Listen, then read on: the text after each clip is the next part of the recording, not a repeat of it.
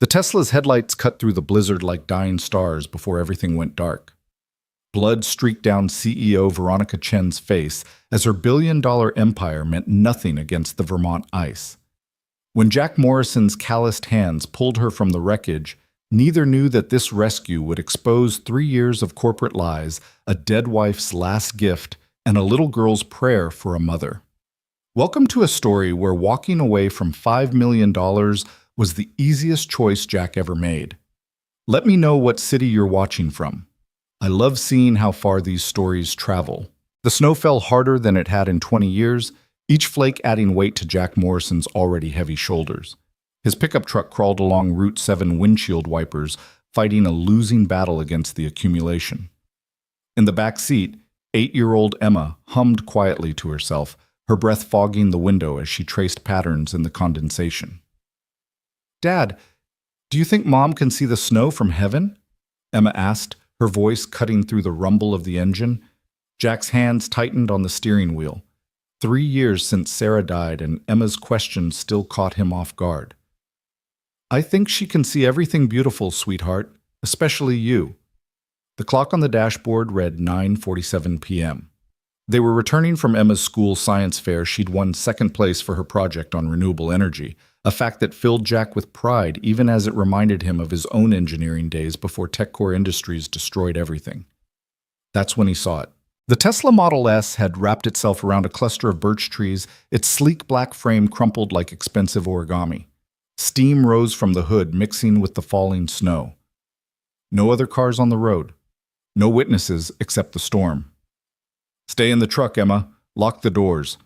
Jack grabbed his emergency kit and flashlight, his work boots crunching through knee-deep snow. The driver's side door was crushed inward. Through the spider-webbed glass, he could see her, a woman, maybe 35, designer clothes now torn and bloody. Dark hair matted with blood from a gash across her forehead. She wasn't moving. Jack tried the passenger door. Locked. The window was intact. He grabbed a tire iron from his kit and made a decision that would change everything. The glass shattered inward with a crystalline shower. He reached through, unlocked the door, and crawled across to reach her. "Ma'am, can you hear me?" He checked for a pulse, weak but steady. Blood flowed freely from her head wound, and he needed something to stop it. His emergency kit had gauze, but not enough. Then his fingers found it in his pocket, Sarah's scarf. The last one she'd knitted before the cancer took her strength. Soft green wool meant for Emma, but never finished. He pressed it against the woman's forehead, watching Sarah's final creation turn red. "I'm sorry, Sarah," he whispered to the storm, "but you would have done the same." The woman's eyes fluttered open, striking green like sea glass. She tried to focus on him, lips moving soundlessly. "Don't talk. I'm going to get you out." Jack carefully maneuvered her from the wreckage, his muscles straining. She was lighter than expected, but dead weight was always heavy. Her designer coat, probably worth more than his monthly mortgage, was ruined. He carried her to his truck. Emma's eyes wide as saucers when she saw them coming. "Emma, climb in front. Careful now." Jack laid the woman across the back seat, Sarah's scarf still pressed against her wound. "Is she gonna die, Daddy?" Emma's voice was small. "Not if I can help it." The nearest hospital was 40 minutes away in good weather. Tonight it might as well have been on the moon. But Jack knew these roads like the lines on his weathered hands. He drove with practiced precision, one eye on the mirror, watching the woman's chest rise and fall. "What's your name?" he asked when her eyes opened again. "Vic." "Vicky?" she managed. "Vicky Miller." "I'm Jack. That's Emma. You're going to be okay, Vicky." She tried to sit up, winced, and fell back. "My phone. Need to call." "Your phone's probably back with your car. Don't worry about that now." "No, you don't understand. I have to—" She started coughing, specks of blood on her lips. "Emma, there's water in my lunch bag. Can you pass it back?" Emma twisted in her seat, offering the bottle with the solemnity of a child who understood this was serious. The woman Vicky took small sips, her hands shaking. "Thank you," she whispered to Emma. "Both of you." The emergency room at Mercy General was chaos when they arrived. A multi-car pileup on I-89 had brought in a dozen injured. Jack carried Vicky through the sliding doors, Emma trailing behind. "Head trauma, possible internal injuries," Jack told the triage nurse. Car accident on Route 7 about 15 miles south. They whisked her away on a gurney, but not before she grabbed Jack's hand. Wait, your scarf. Sarah's scarf was ruined more red than green now. Keep it, Jack said. You needed it more. The hours crawled by in the waiting room. Emma fell asleep against Jack's shoulder, her science fair ribbon still pinned to her coat. He thought about leaving. They weren't family, weren't even friends. But something made him stay. Maybe it was the way she'd grabbed his hand. Maybe it was Sarah's voice in his memory telling him to be kind. A doctor emerged around 2 a.m. Are you the family of the woman from the car accident? We found her. Is she okay? Concussion, 3 broken ribs, substantial bruising. She's lucky. Another hour in that cold. The doctor shook his head. She's asking for you. Vicky looked smaller in the hospital bed, vulnerability replacing whatever armor she usually wore. Her eyes found his immediately. You stayed. Seemed like the right thing to do. The scarf. I'm sorry it's ruined. Jack shrugged, but Emma, now awake, piped up. That was Mom's last scarf. She made it when she was sick. Vicky's face changed, stricken. Oh God, I'm so sorry. I'll replace it. You can't replace something like that, Jack said quietly. But that's okay. It did what it was meant to do. It helped someone. Tears ran down Vicky's cheeks. I don't even know your last name. Morrison. Jack Morrison. Something flickered in her eyes, recognition, fear. But it passed quickly. The doctors say I need to stay for observation. At least 3 days. My phone was in the car. I don't suppose you could... I'll drive back tomorrow, see if it's still there. Though the tow trucks have probably taken everything by now. I don't have anyone to call anyway, she admitted, then seemed surprised she'd said it. Everyone has someone, Emma said with 8-year-old certainty. Vicky's smile was sad. Not everyone, sweetheart. Over the next 3 days, Jack and Emma visited daily. It started as courtesy checking on someone they'd helped, but Vicky and Emma connected immediately. She helped Emma with her math homework, showing her tricks Jack didn't know. She listened intently as Emma explained her science fair project, asking questions that made Emma beam. You know a lot about renewable energy, Emma observed on the second day. I work in marketing for a tech company. We do some green initiatives. Jack noticed the hesitation, filed it away. He noticed other things too. The way she held herself, even injured, straight-backed, authoritative. The expensive watch she'd tried to hide under the hospital blanket. The way nurses seemed to defer to her without realizing it. Where will you go when they discharge you? Jack asked on the third day. Hotel, I suppose, until I can arrange transportation back to Boston. In this weather, hotels are booked solid with stranded travelers. Emma tugged his sleeve. Dad, we have the guest room. Emma, I'm sure Ms. Miller would prefer... Actually, Vicky interrupted. If it's not too much trouble, I could pay rent, of course. We don't need your money, Jack said, perhaps too sharply. TechCore's betrayal had left him suspicious of easy money. But you're welcome to stay until you're back on your feet.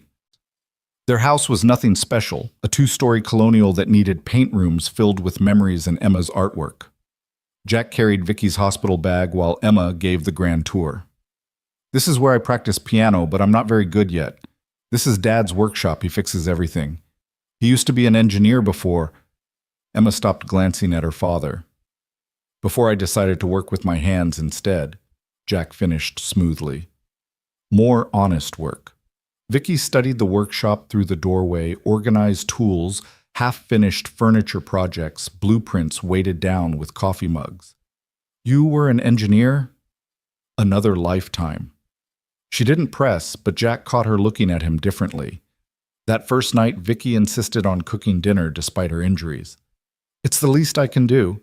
She moved through their kitchen with surprising grace, finding spices Jack forgot they had, transforming simple ingredients into something that smelled like a 5-star restaurant. Where'd you learn to cook like that? Emma asked, sauce on her chin. My grandmother.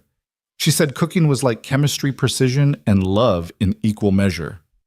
Mom used to say that about knitting, Emma offered, counting stitches and putting love in every loop. The table went quiet. Jack expected awkwardness, but Vicky simply reached over and squeezed Emma's hand. Your mom sounds like she was very wise. She was the best, Emma said simply. I asked the stars to send us someone like her. Maybe they sent you. Vicky's breath caught. Jack intervened. Emma, why don't you clear the table? It's almost bedtime. Later, after Emma was asleep, Jack found Vicky on the porch, despite the cold, wrapped in one of Sarah's old quilts. I should tell you something, she started. You don't owe us explanations. But I do. My name is Vicky Miller, but that's not the whole truth. Jack waited. In his experience, truth came easier with patience. I work for TechCore Industries. His coffee mug stopped halfway to his lips. TechCore. You know the company. Everyone knows TechCore. His voice was carefully neutral. I'm senior management, here doing site evaluation for a potential project. What kind of project? Data center. Your town is on the short list. Cheap land tax incentives, good infrastructure. Jack set down his mug harder than necessary. And let me guess a few hundred jobs that'll disappear the moment you find somewhere cheaper. It's not like that. It's always like that with companies like TechCore. He stood. Thank you for being honest. You're still welcome here until you're healed. He went inside before she could respond, missing the way her shoulders slumped the tears she wouldn't let fall. The next morning brought tension thick as the fresh snowfall. Jack was cordial, but distant, speaking to Vicky only when necessary. Emma, oblivious, chattered through breakfast about her upcoming holiday concert. Will you come? Vicky, Dad always comes, but he says he has two left ears for music. I'm sure Miss Miller has to get back to Boston soon, Em. Actually, Vicky said quietly, I'd love to come, if that's okay. Emma beamed. Jack grunted noncommittally. That afternoon, while Emma was at school, Vicky cornered Jack in his workshop. You hate TechCore specifically, not just generally. Why? Does it matter? To me, yes. Jack set down his sandpaper. 3 years ago, I worked for Morrison Engineering.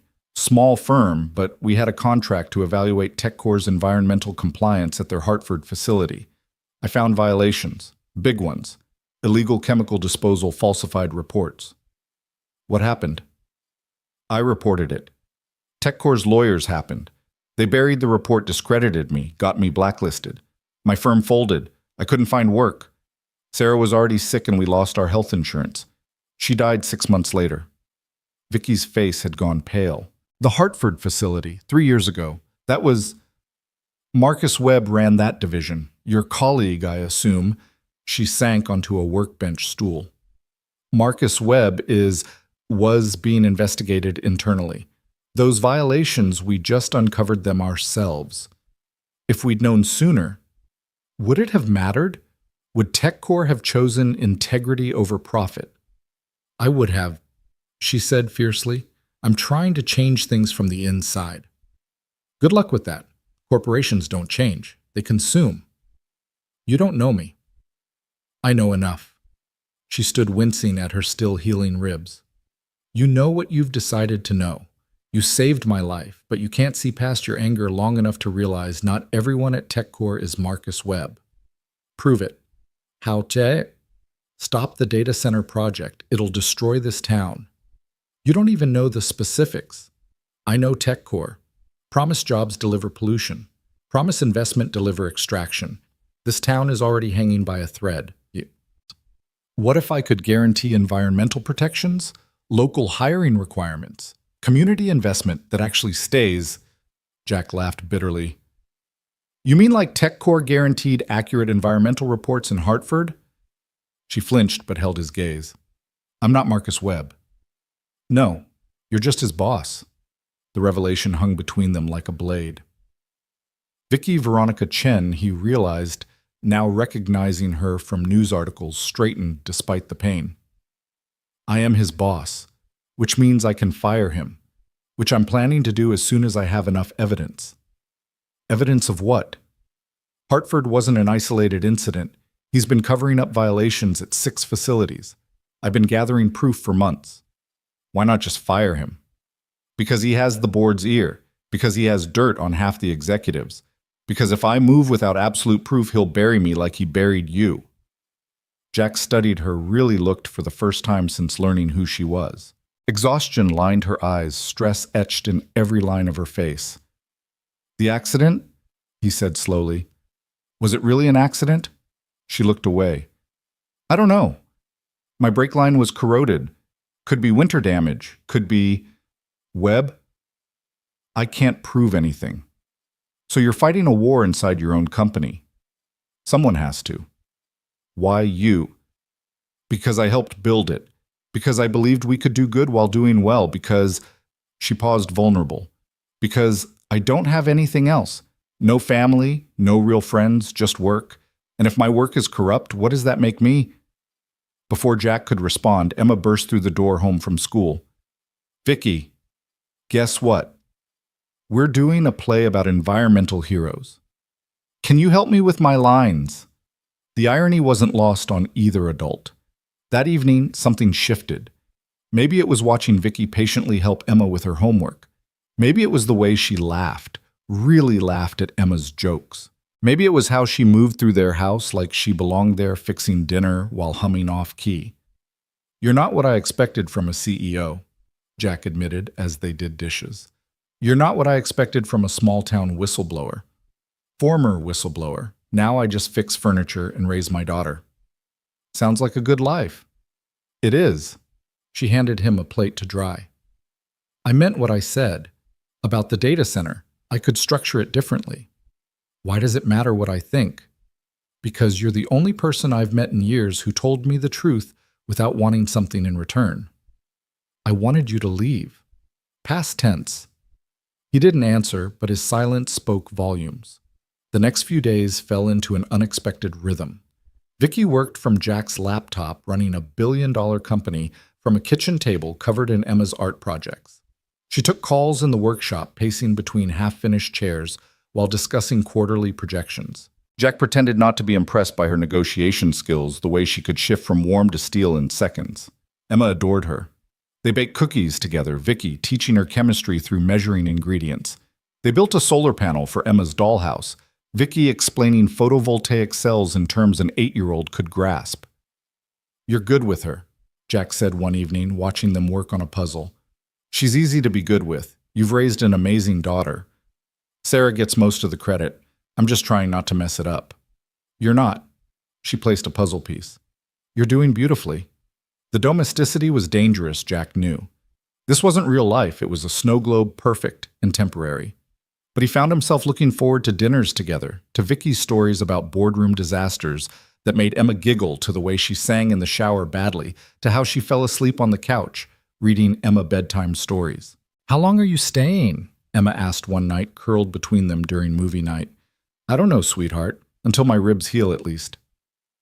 "I hope they take forever to heal," Emma said sleepily. Jack met Vicky's eyes over his daughter's head. Something passed between them. Awareness, possibility, fear. The spell broke the next morning with a knock at the door. Marcus Webb stood on their porch, immaculate in a $1,000 coat, smiling like a shark. "Veronica, we've been worried." Jack watched her transform, warmth replaced by corporate armor, vulnerability locked away. "Marcus, how did you find me?" "GPS on the rental car. May I come in?" She stepped aside. Webb entered his eyes, cataloging everything, the modest furniture, Emma's drawings, Jack in his work clothes. "Mr. Morrison." Webb's recognition was immediate. "What an interesting coincidence. You two know each other." Vicky's voice was carefully neutral. "Mr. Morrison once worked for a firm we contracted. There were some disagreements about his findings." "You mean you buried his report and destroyed his life?" Webb's smile didn't waver. "I protected the company from baseless accusations, as is my job." "Get out of my house," Jack said quietly. "I'm here for Veronica. We have a board meeting tomorrow. The data center proposal needs to be presented." "I'll dial in." "The board wants you there in person. They're concerned about your absence." "I was in a car accident." "Yes, about that. Interesting timing right before the vote." The threat was subtle but clear. Vicky stood straighter. "I'll be there." "Excellent. I'll have a car pick you up in an hour." After he left, the kitchen felt smaller. Emma had retreated upstairs, sensing adult tension. "You have to go," Jack said. "Yes." "Will you come back?"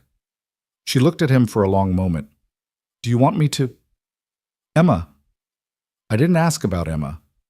He couldn't answer. She nodded, understanding. "I'll fight against the data center," she said. "I promise. Don't make promises you can't keep." "I don't."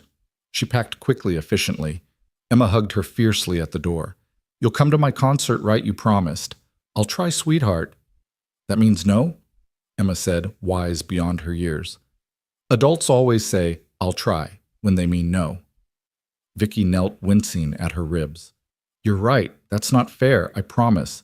I'll come to your concert. No matter what." Pinky promise. Pinky promise.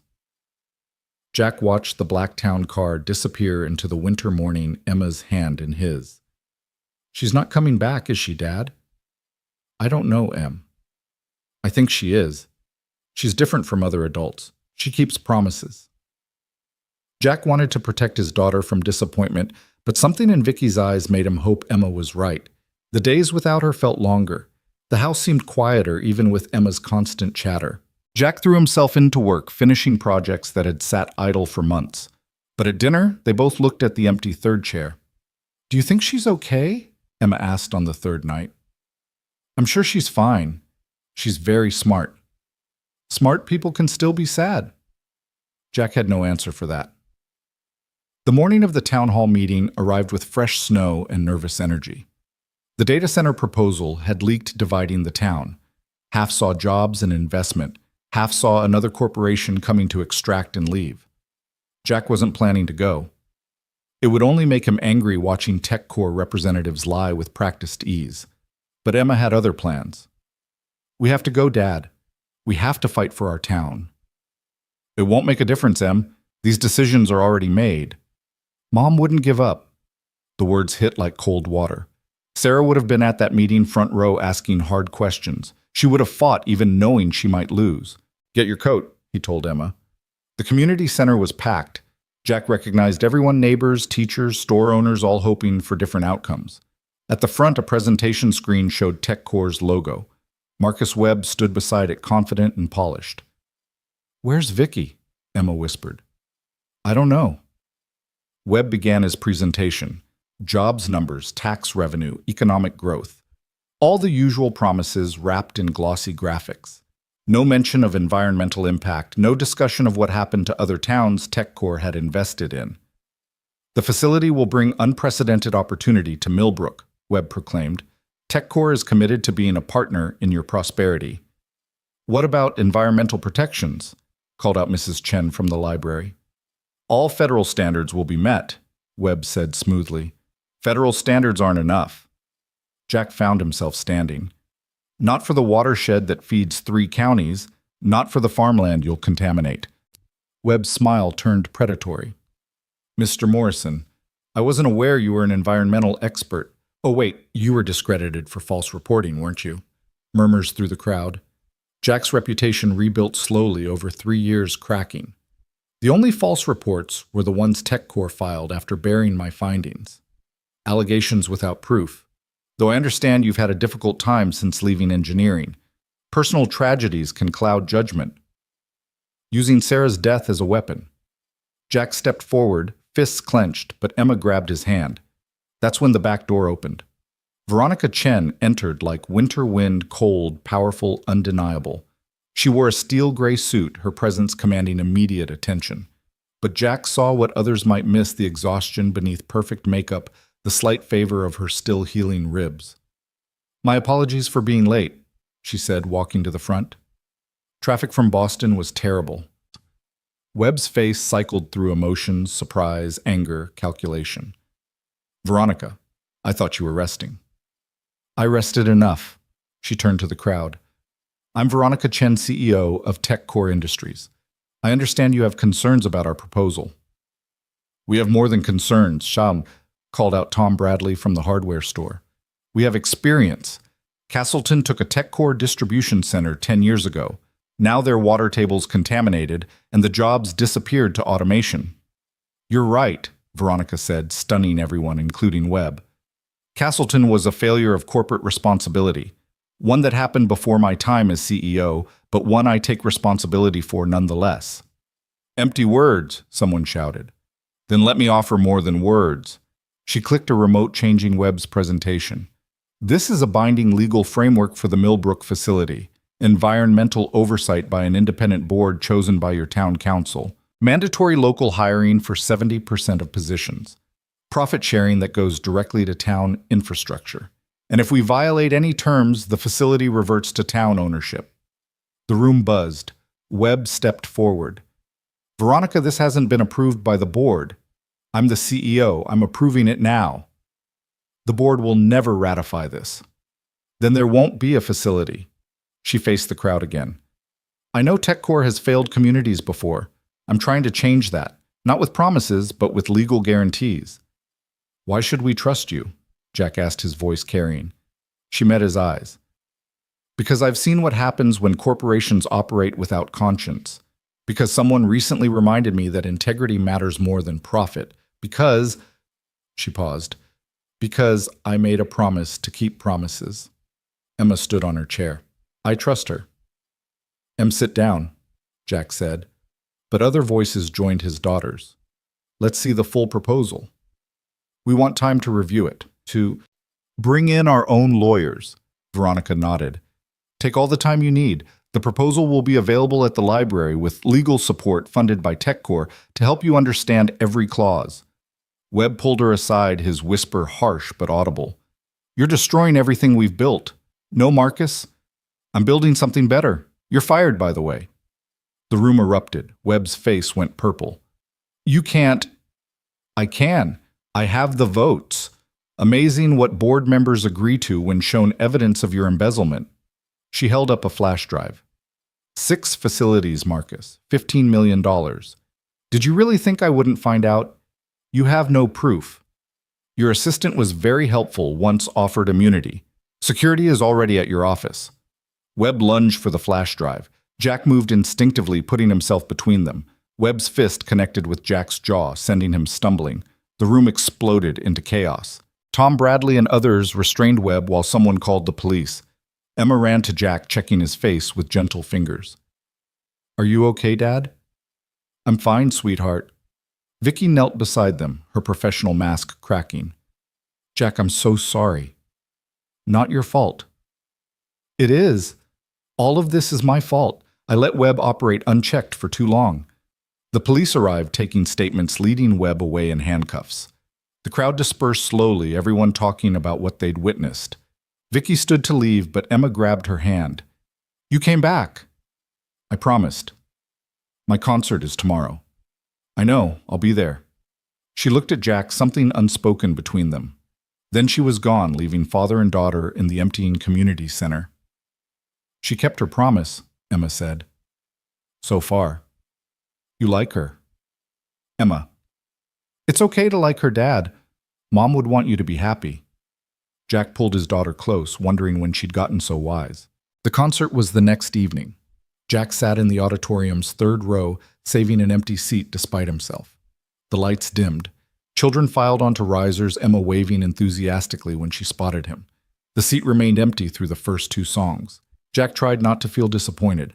She was a CEO. She had a company to run a board to manage a fired executive's mess to clean up. Then during Silent Night, someone slipped into the seat beside him.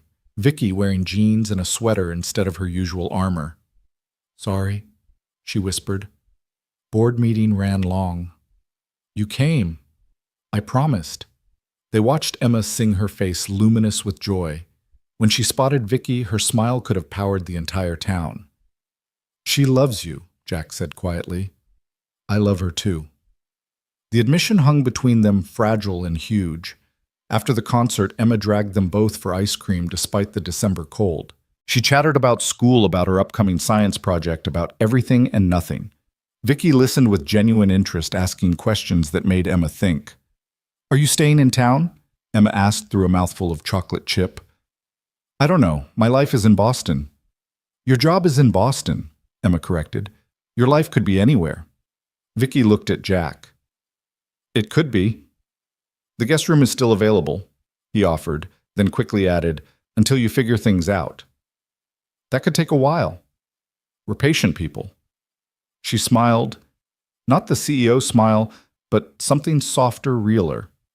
I'll think about it.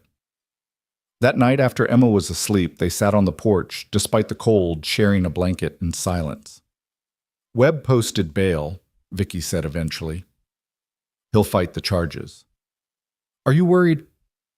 No, the evidence is solid, but he'll try to destroy me in the process. The board is already nervous.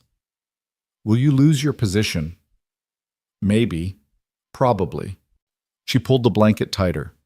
I'm tired of fighting for a company that doesn't want to change. So change it or leave it. It's not that simple. TechCore is all I have. I've spent 15 years building my career there. 15 years is a long time. It's also not a lifetime. She was quiet for a moment. Your wife's scarf, I had it cleaned and framed.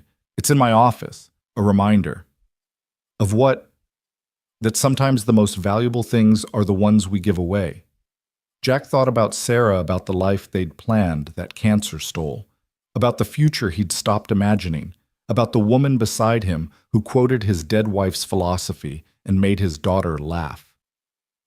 Stay, he said suddenly. Not in the guest room, not temporarily. Stay. She turned to him, eyes bright with tears. Jack, I know it's crazy. I know we barely know each other. But Emma's right. Your life could be anywhere. Why not here? Because I'm CEO of a billion-dollar company. Because you hate everything I represent. Because this is a fairy tale, not real life. Then make it real. You said you want to change TechCore. Change it from here. Run it remotely. Build the data center. Right. Prove it can be done. Show the world a different way. And if I can't, if the board forces me out, then you'll figure out what's next. With us, if you want. She kissed him then soft and surprising under the winter stars. When they pulled apart, both were crying. I don't know how to do this, she admitted. I know hostile takeovers and profit margins. I don't know family dinners and school concerts. You're learning pretty fast. Jack, I should tell you, the night of the accident, it wasn't random. I was coming to find you. He pulled back. What? When I discovered what Webb did in Hartford, your name was in the files. I wanted to apologize to make it right somehow. I was driving around trying to work up courage to knock on your door. So the accident? Maybe fate? Maybe karma? Maybe just ice and poor timing? She laughed shakily. But I'm glad it happened. Is that terrible to say? No, Sarah would call it providence. Sarah sounds like she was wonderful. She was. She would have liked you. Even though I'm corporate enemy number one, especially because you're trying not to be. They stayed on the porch until the cold drove them inside, planning impossible futures that somehow felt possible. The next morning brought reality in the form of 37 emails, 14 missed calls, and 3 board members on Vicky's phone. I have to go back, she said over breakfast, at least for a few days. We understand, Jack said, though Emma's face fell. But I'll be back for Christmas, if that's okay. Christmas is in 5 days, Emma pointed out. Then I better hurry. She left that afternoon, but not before helping Emma with her homework and fixing a glitch in Jack's laptop. Domestic moments that felt like promises. Do you think she'll really come back? Emma asked that night. I do. How do you know? Because she hasn't broken a promise yet. The days crawled. Jack threw himself into preparing for Christmas tree shopping with Emma decorating cookies, wrapping presents. But the house felt incomplete. Then on Christmas Eve morning, a knock at the door. Vicky stood there with 2 suitcases and a resignation letter. You quit? Jack asked, stunned. No, but I relocated, permanently. The board agreed to let me run things remotely with quarterly visits to Boston. If the Millbrook facility succeeds, it becomes the model for all future development. And if it fails, then I'll have more time for school concerts. Emma barreled into Vicky's arms. You're really staying. I'm really staying. The Christmas was different from the 3 that came before. Not a replacement for what was lost, but something new growing in the spaces grief had carved. Vicky learned their tradition stockings before presents. Pancakes and pajamas, afternoon walk in the woods. She added her own Chinese dumplings for dinner, a gratitude circle before bed, hot chocolate with cayenne pepper. "This is the best Christmas ever," Emma declared, falling asleep between them on the couch, new books scattered everywhere. Jack met Vicky's eyes over his daughter's head. "It really is." "Thank you," she whispered, "for saving me. In every way a person can be saved. Thank you for not giving up when I pushed you away." Morrison's stubbornness is contagious. They laughed quietly, careful not to wake Emma. Outside, snow began to fall, blanketing Millbrook in fresh possibility. The weeks after Christmas passed in a blur of adjustments and revelations.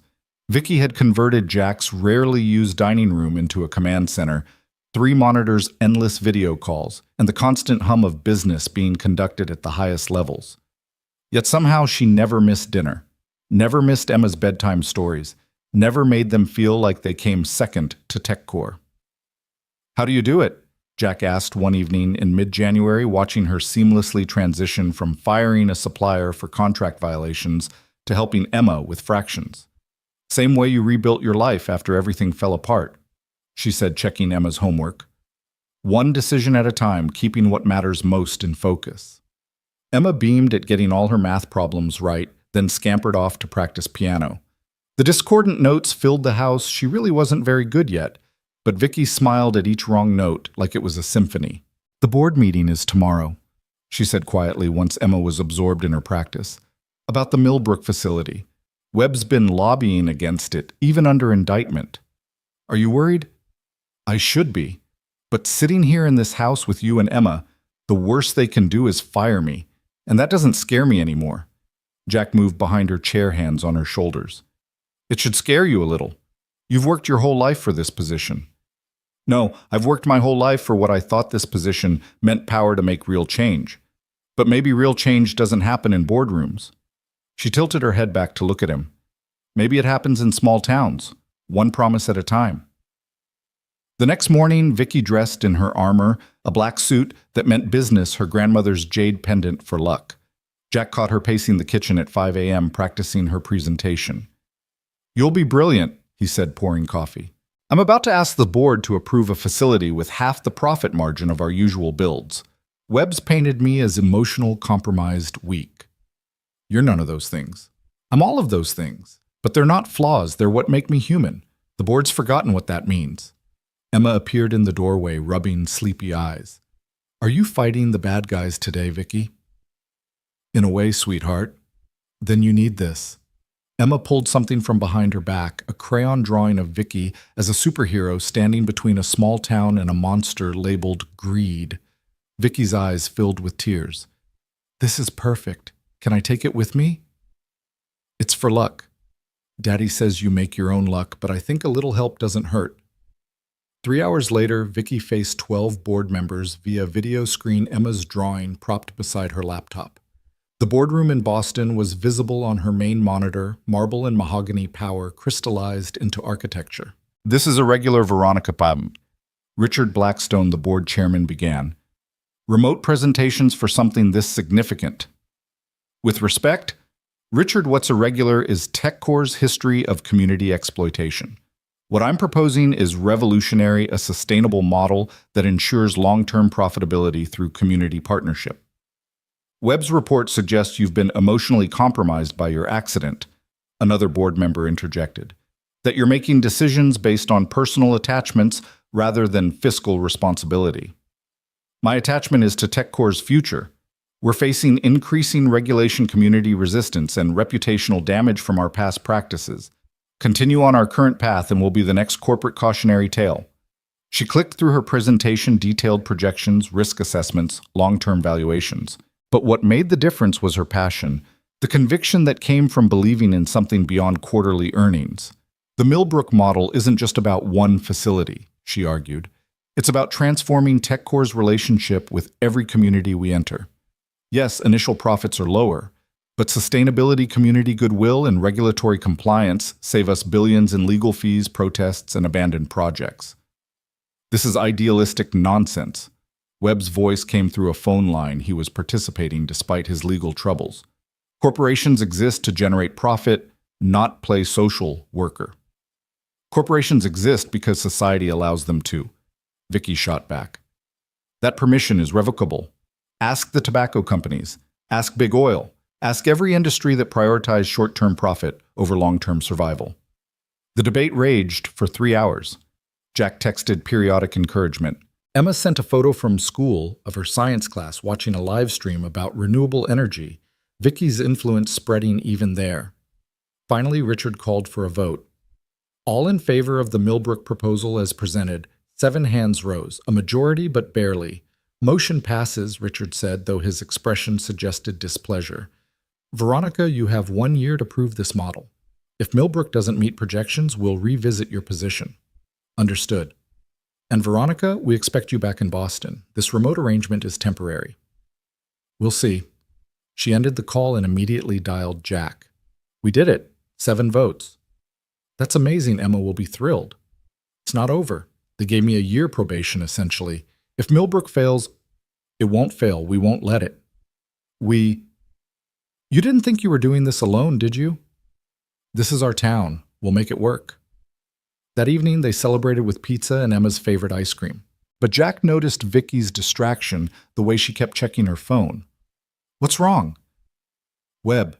He's been too quiet. 3 hours since the vote, and nothing, no angry emails, no threats. It's not like him. Her instincts proved right. The next morning, Jack woke to find Vicky in the kitchen laptop, open face pale. He leaked everything, she said. Every email I've sent about the Hartford cover-up, but edited to make it look like I was part of it, like I only turned on him to save myself. Jack read over her shoulder. The technology blog posts were damning, the edited emails convincing. The comments section was brutal, calling for her resignation, SEC investigation, criminal charges. This is fabricated. You can prove that, right? Eventually, but by then the damage is done. The board will have no choice but to remove me. She closed the laptop. I should have seen this coming. So we fight back. How? He's better at this game. Emma appeared already dressed for school. What game? Jack hesitated, but Vicky believed in truth. Someone is telling lies about me to hurt the data center project. That's mean. Why would they do that?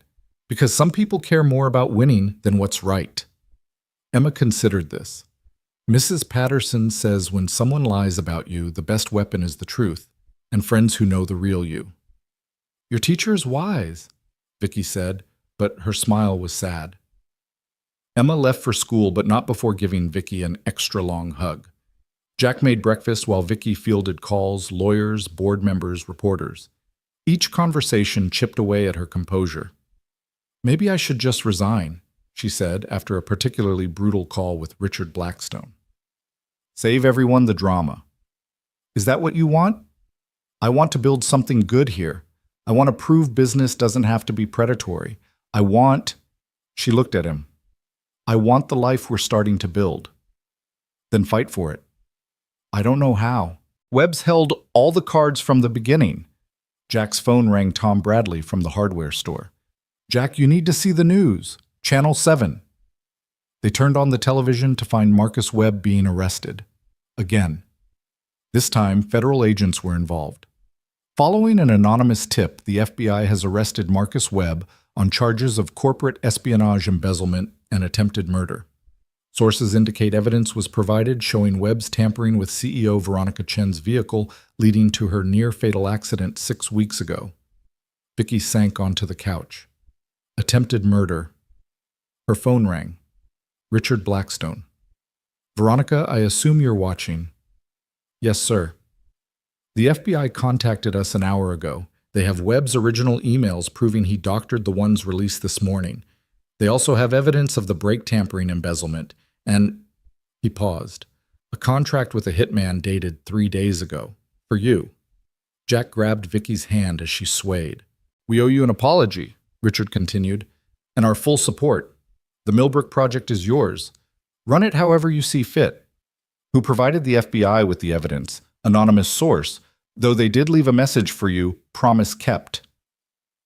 After the call, Vicky sat in stunned silence. Jack held her while she processed everything. Someone saved my life. Again. Any idea who? None. Webb had enemies, but none who'd take this risk. She pulled out her laptop, diving into TechCore's secured servers. Wait. Someone accessed Webb's private files 3 days ago. Someone with executive clearance, but that's impossible. What? The access code belongs to Charles Chen, my mentor. He died 2 years ago. Could someone have stolen his codes? No, they're biometric, unless... She started typing furiously. Oh my God. What? Charles had a son, David. He was TechCore's head of cybersecurity until he quit 5 years ago after a fight with Webb. He'd still have his father's biometric data. They were identical in certain markers, a genetic quirk. Her phone buzzed with a text from an unknown number. Your father would be proud. The company is in good hands now. Make it what he dreamed. D. He risked everything to expose Webb, Jack said, to save the company his father built, to save me. She was crying now. Charles brought me into TechCore. He believed in ethical business and doing well by doing good. Webb corrupted everything after Charles died. Now you can restore it. We can restore it, she corrected. I want you involved in the Millbrook project, officially, head of environmental compliance and community liaison. Vicky, I need someone I trust, someone who won't let me compromise what matters, someone who understands both the community and the industry. I haven't worked in engineering for 3 years. You never stopped being an engineer. You just started building different things. She gestured toward his workshop where a rocking chair he'd made sat waiting for delivery. You build trust, relationships, furniture that lasts generations. That's what TechCore needs. Before he could respond, Emma burst through the door home early from school. There's a big black car outside and men in suits. Are we in trouble? They looked outside to find Richard Blackstone himself emerging from a limousine along with 2 other board members. Did you know he was coming? Jack asked. No. Vicky smoothed her clothes, tried to look professional despite wearing jeans and one of Jack's flannel shirts. Richard knocked a courtesy since he could have just barged in. Jack answered, Mr. Morrison, I'm Richard Blackstone, TechCore's board chairman. May we come in? The 3 executives looked absurd in the modest living room, their $1,000 shoes on Sarah's worn carpet. But Richard's expression was humble, almost contrite. Veronica, we need to discuss the future. If you're here to demand I return to Boston, actually we're here to negotiate your new contract. The board held an emergency meeting. Unanimous vote, you have full autonomy on the Millbrook project and any future community integrated facilities. Your remote arrangement is permanent if you choose. And shit, he pulled out a document. Your salary is doubled. Why? Because in 6 weeks you've generated more positive press than we've had in a decade. Because our stock is up 12% on news of the community partnership model. Because... He looked uncomfortable. Because Webb had dirt on all of us. Nothing illegal but embarrassing, compromising. We let him operate out of fear. You freed us from that. I didn't expose Webb. That was... We know about David Chen. He sent the board evidence of Webb's crimes, but also a simple message, support Veronica or I release everything. Not about our indiscretions, but about every creative accounting measure, every regulatory sidestep, every corner cut. Legal technically, but devastating if public. He's blackmailing you into being ethical. Jack couldn't hide his amusement. Forcing us to be what we always claimed to be, Richard corrected. Ms. Chen Veronica, you have a guardian angel with very sharp teeth. What does the board want in return? Success. Make Millbrook work. Prove this model is viable. Give us a path forward that doesn't end in congressional hearings or consumer boycotts. Vicky looked at Jack, then at Emma, who was listening from the stairs.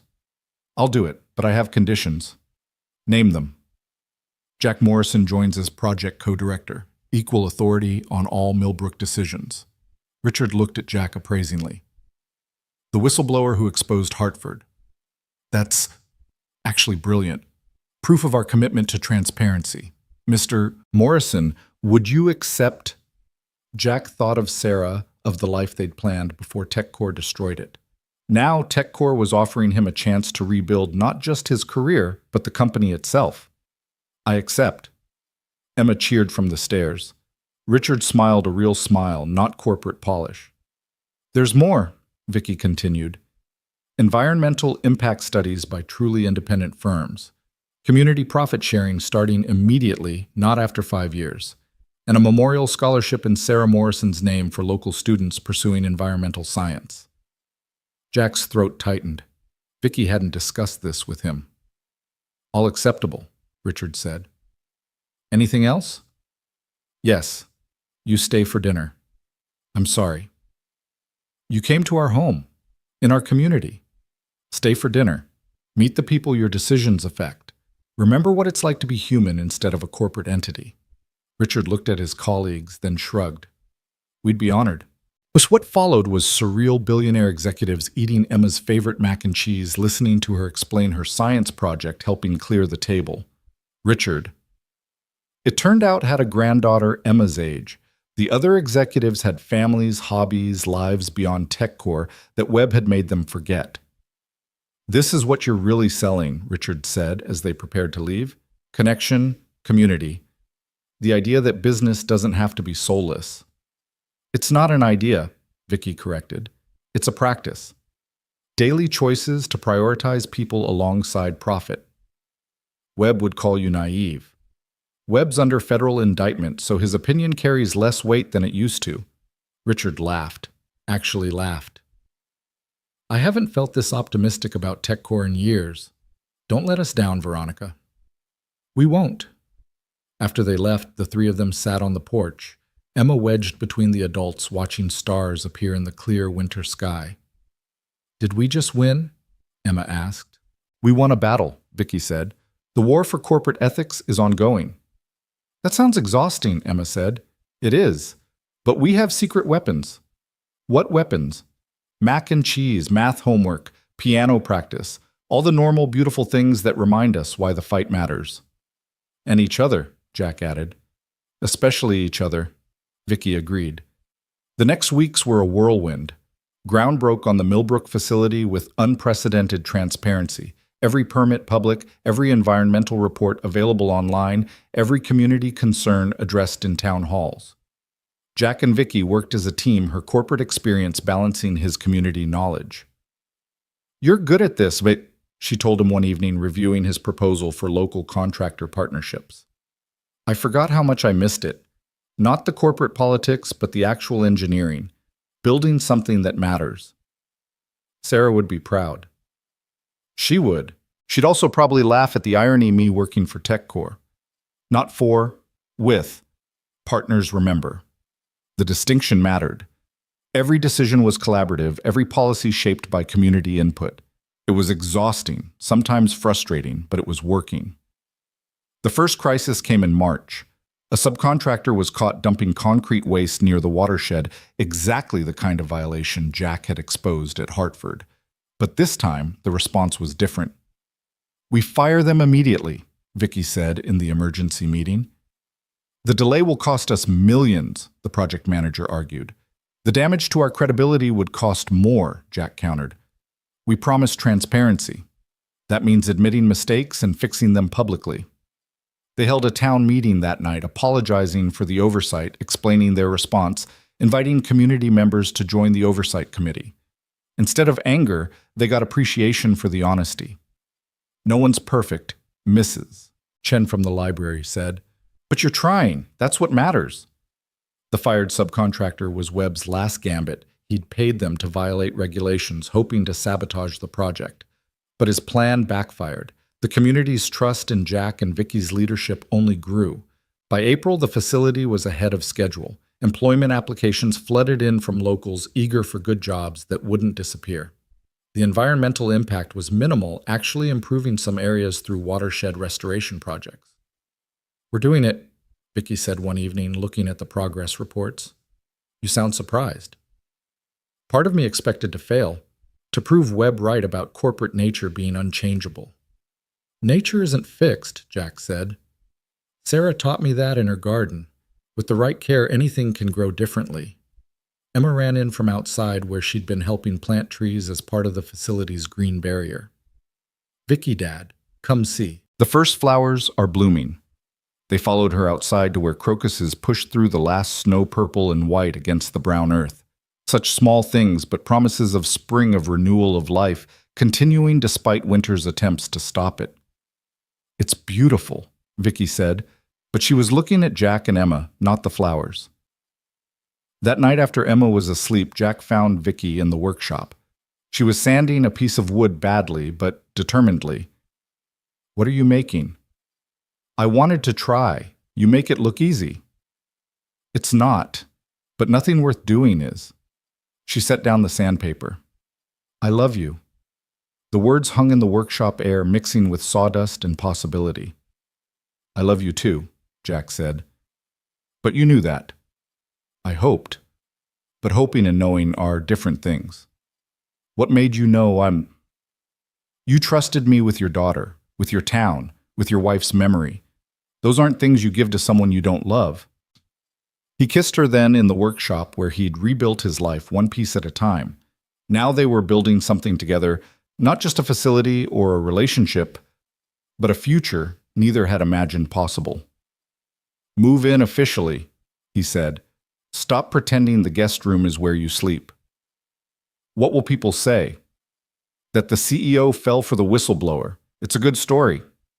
"The best stories are true ones." "Then let's make it true. All of it. The facility, the community partnership, us." That's a lot of pressure on one relationship. "We've handled worse. You survived a car crash. I survived corporate destruction. Emma survived losing her mother. We're all stronger than we think. Together, we're stronger than that. Together, we're unstoppable." May brought unexpected challenges. Other TechCore facilities faced protests, their communities demanding the Millbrook model. The board panicked, seeing profit margins shrink across the company. "They want to scale back," Vicky told Jack after a tense board call. "Limit the community partnership to Millbrook only. That defeats the entire purpose." "I know. Richard's supportive, but others are wavering. So we prove it works, fast." They accelerated everything, hiring construction community programs. Jack worked 18-hour days managing contractors and environmental compliance. Vicky handled the corporate side while running job training programs for locals. Emma became the unofficial mascot, her artwork decorating the construction site barriers. Then Webb made his final move. Despite being in federal custody, he'd managed to coordinate with disgruntled board members. They called for a vote of no confidence in Vicky's leadership. "I have to go to Boston," she said, packing for the emergency board meeting. "This is it. Either they support the new direction, or I'm out." "We're going with you," Jack said. "Jack, we're a family. We face this together." The drive to Boston was quiet. Emma asleep in the back seat. Vicky stared out the window, watching Vermont give way to Massachusetts. "What if we lose?" she asked. "Then we go home and find another way to change the world." That's simple what the important things usually are. TechCore's Boston headquarters was a glass monument to corporate power. Emma held both their hands as they walked through the marble lobby. "It's so cold," she whispered. "Buildings reflect their values," Vicky said. "That's why we're changing those values." The boardroom was full, all 12 members, plus legal counsel, recording secretaries, the corporate machinery in full display. Jack and Emma sat in the observation area while Vicky took her place at the table. The attack began immediately. 3 board members presented their case: cost overruns, delayed returns, shareholder concerns. They painted the Millbrook model as Vicky's pet project, unsustainable and naive. Then Vicky stood. She didn't present slides or financial projections. Instead, she pulled out Emma's drawing, the one of her as a superhero fighting greed. "An 8-year-old understands what we've forgotten," she began. "Business isn't about numbers, it's about people. Every decision we make affects real lives and real communities." She talked about Jack, about Sarah's death after they lost insurance, about Emma growing up without a mother because TechCore prioritized profit over truth. She talked about second chances, about redemption, about the possibility of being both successful and ethical. The Millbrook model isn't just working, it's thriving. Applications are up 400%. Community approval is at 89%. Our environmental impact is negative. were actually improving the ecosystem. And profits, while lower initially, project to exceed traditional models within 3 years through reduced legal costs, community goodwill, and employee retention. Pretty words, one board member said. But shareholders, our shareholders are people too. They have children who'll inherit the world we're building. Do we want to leave them wealth built on exploitation or a model for sustainable success? Richard Blackstone stood. I move to table the no confidence vote. Second, another member said. But the third dissenter wasn't done. This is emotional manipulation. We need a CEO who thinks like a businessman, not a social worker. Then you need a different company, Vicky said, because I'm done pretending those are separate roles. Every business decision is a social decision. Every profit impacts people. We can choose to acknowledge that or continue pretending corporations exist in a vacuum. Call the vote, Richard said.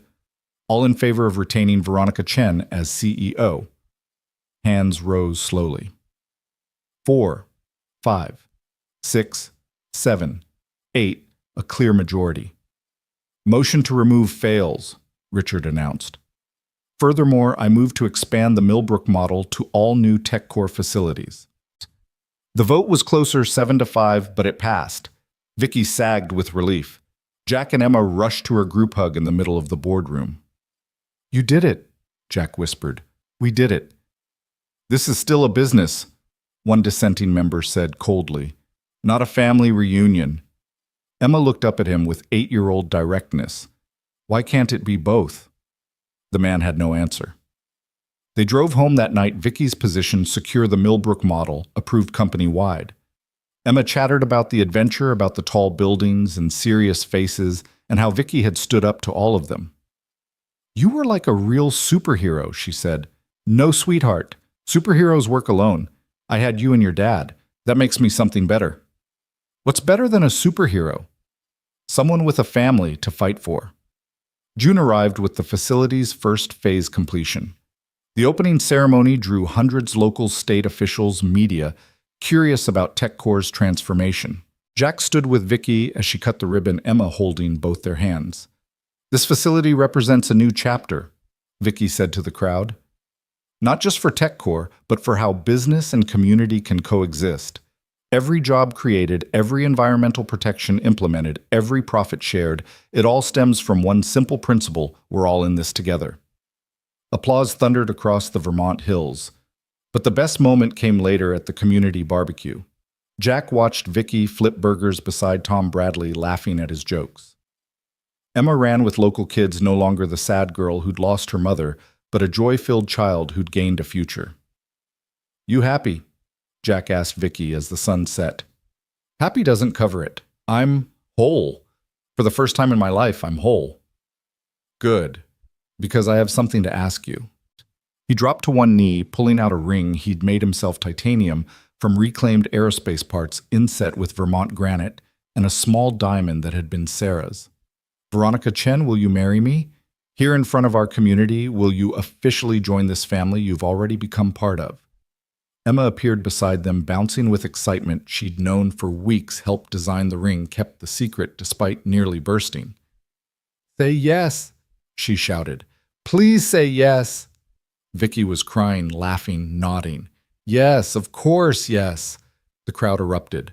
The CEO and the whistleblower, the corporate queen and the small-town engineer, the woman who'd lost herself in ambition, and the man who'd found himself in loss, all those contradictions resolved in a simple yes. Richard Blackstone, who'd stayed for the ceremony, shook his head in wonder. This is either the best corporate story ever or the end of business as we know it. Boastful, Tom Bradley said, clapping him on the back. Definitely both. As night fell over Millbrook, the new facility glowing softly with solar-powered lights, 3 people stood together looking at what they'd built. Not just a building or a business model, but a bridge between worlds that had seemed incompatible. What now? Emma asked. Now we plan a wedding, Vicky said. And run a revolutionary business model, Jack added. And live happily ever after, Emma asked hopefully. No, Vicky said, causing Emma's face to fall until she continued. Happily ever after is for fairy tales. We get something better, happily ever forward, always growing, always building, always together. That sounds harder than fairy tales. The best things always are. They walked home through streets they'd helped transform past businesses thriving from facility contracts under stars that had witnessed every moment of their unlikely story. Tomorrow would bring new challenges, wedding planning, and quarterly reports, community needs, and corporate demands. But tonight, they were simply a family going home proof that sometimes the most impossible things were actually inevitable, waiting for brave enough people to make them real.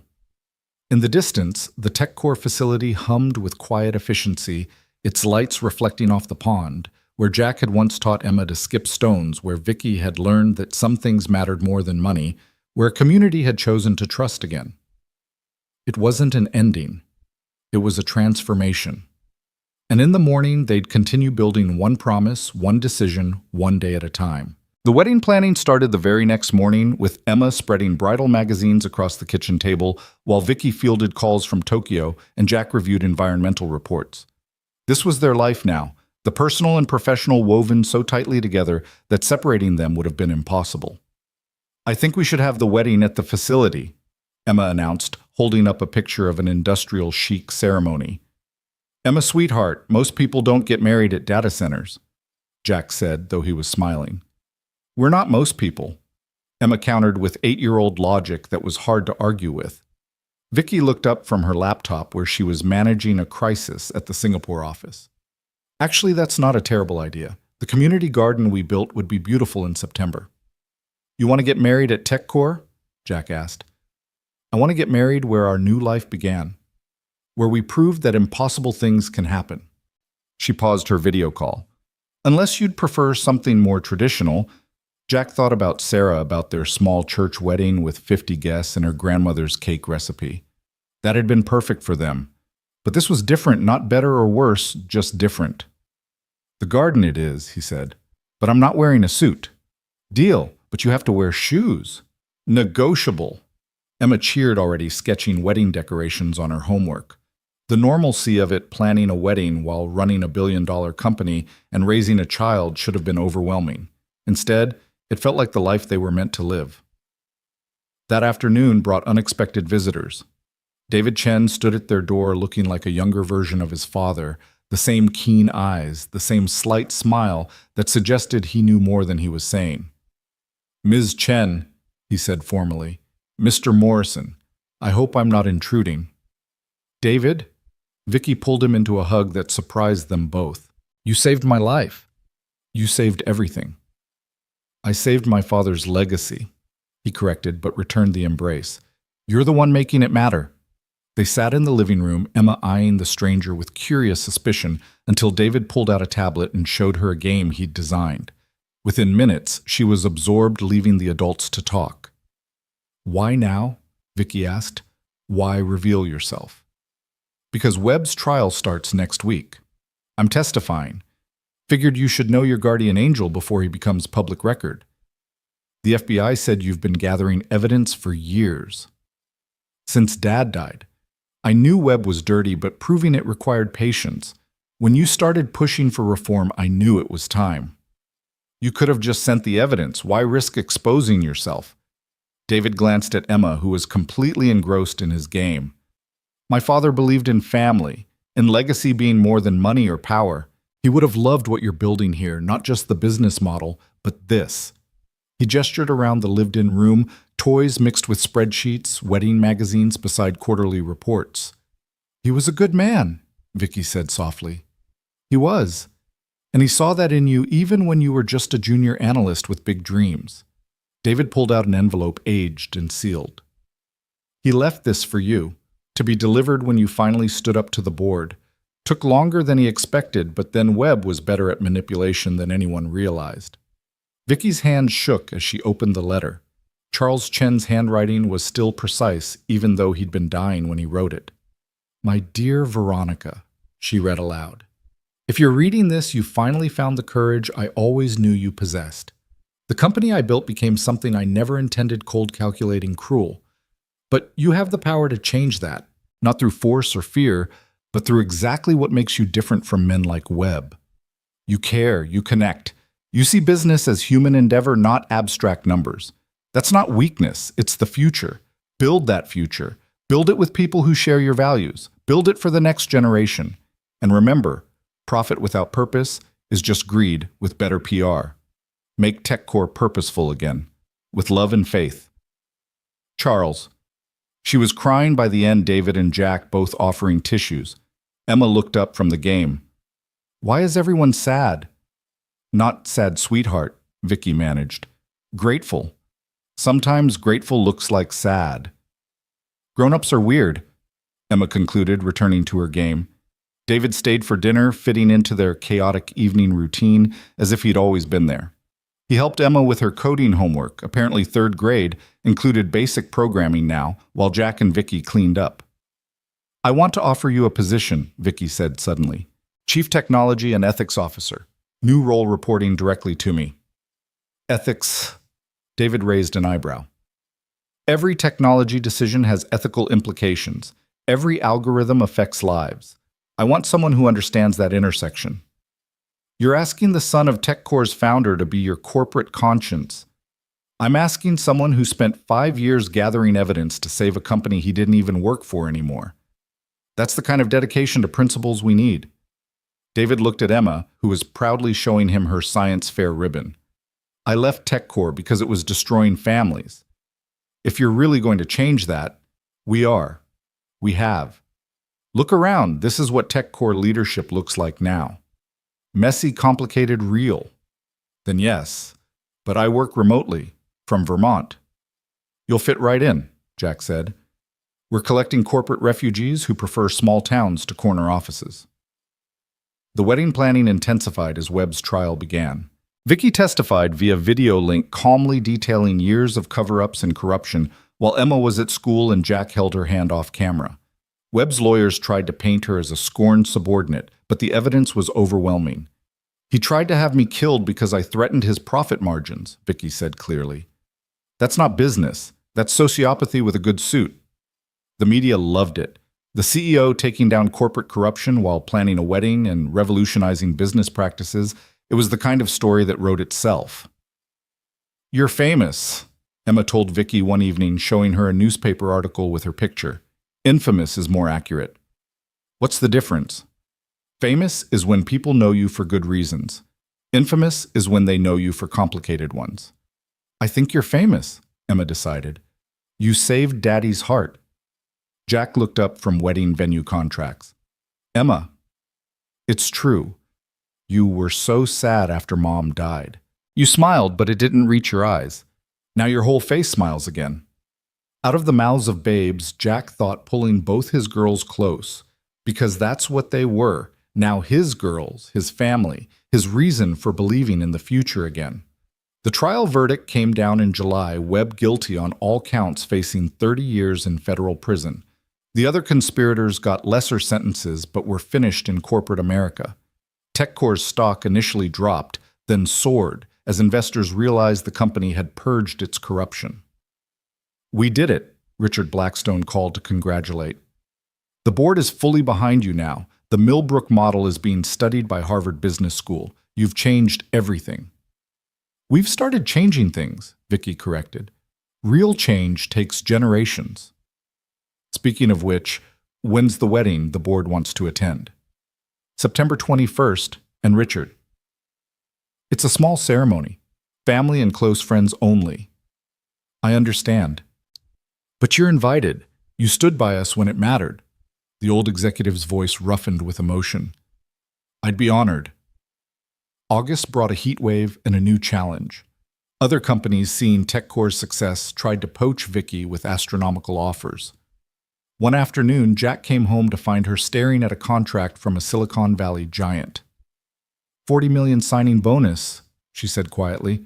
Full autonomy, double TechCore's resources. You're considering it. No. Maybe. I don't know. She rubbed her eyes. They want me to replicate the Millbrook model globally. The impact could be enormous. But it would mean moving to California, leaving everything we've built here. Emma, who'd been eavesdropping from the stairs, burst into the room. We can't leave. This is home. This is where Mom is buried. This is where we became a family. Emma! Jack started, but she was already running to her room, slamming the door. Vicky started to follow, but Jack stopped her. "Let me." He found Emma curled on her bed, clutching the stuffed bear Sarah had made her. "We're not leaving, sweetheart. But the money isn't worth what we have here. Vicky knows that. She just needed to remember." "How do you know?"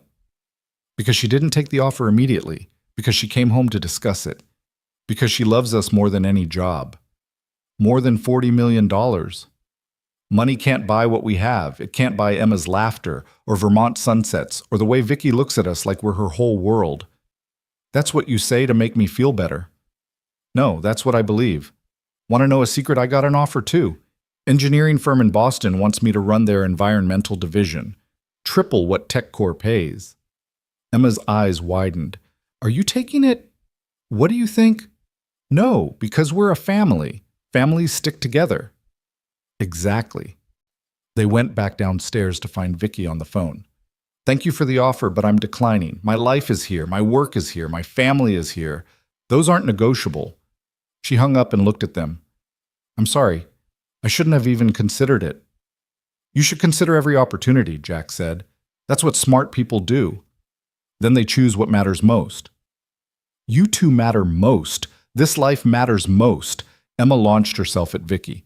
"Promise you'll never leave." "I promise I'll never choose a job over you. How's that good enough?" They spent the evening working on wedding preparations, the Silicon Valley offer forgotten. But Jack noticed Vicky seemed lighter, as if considering and rejecting the offer had confirmed something essential about her priorities. September arrived with perfect Vermont weather. The wedding preparations kicked into high gear, with the whole town participating. Mrs. Chen from the library organized the flowers. Tom Bradley built an arbor from reclaimed wood. Emma practiced her flower girl duties with military precision. 3 days before the wedding, another crisis. The Tokyo office had a massive data breach potentially compromising millions of users. Vicky had to fly out immediately. "I'll be back in time," she promised, packing frantically. "The wedding won't happen without me." "You better not leave me at the altar," Jack teased, but worry crept in. "Never. David's going with me.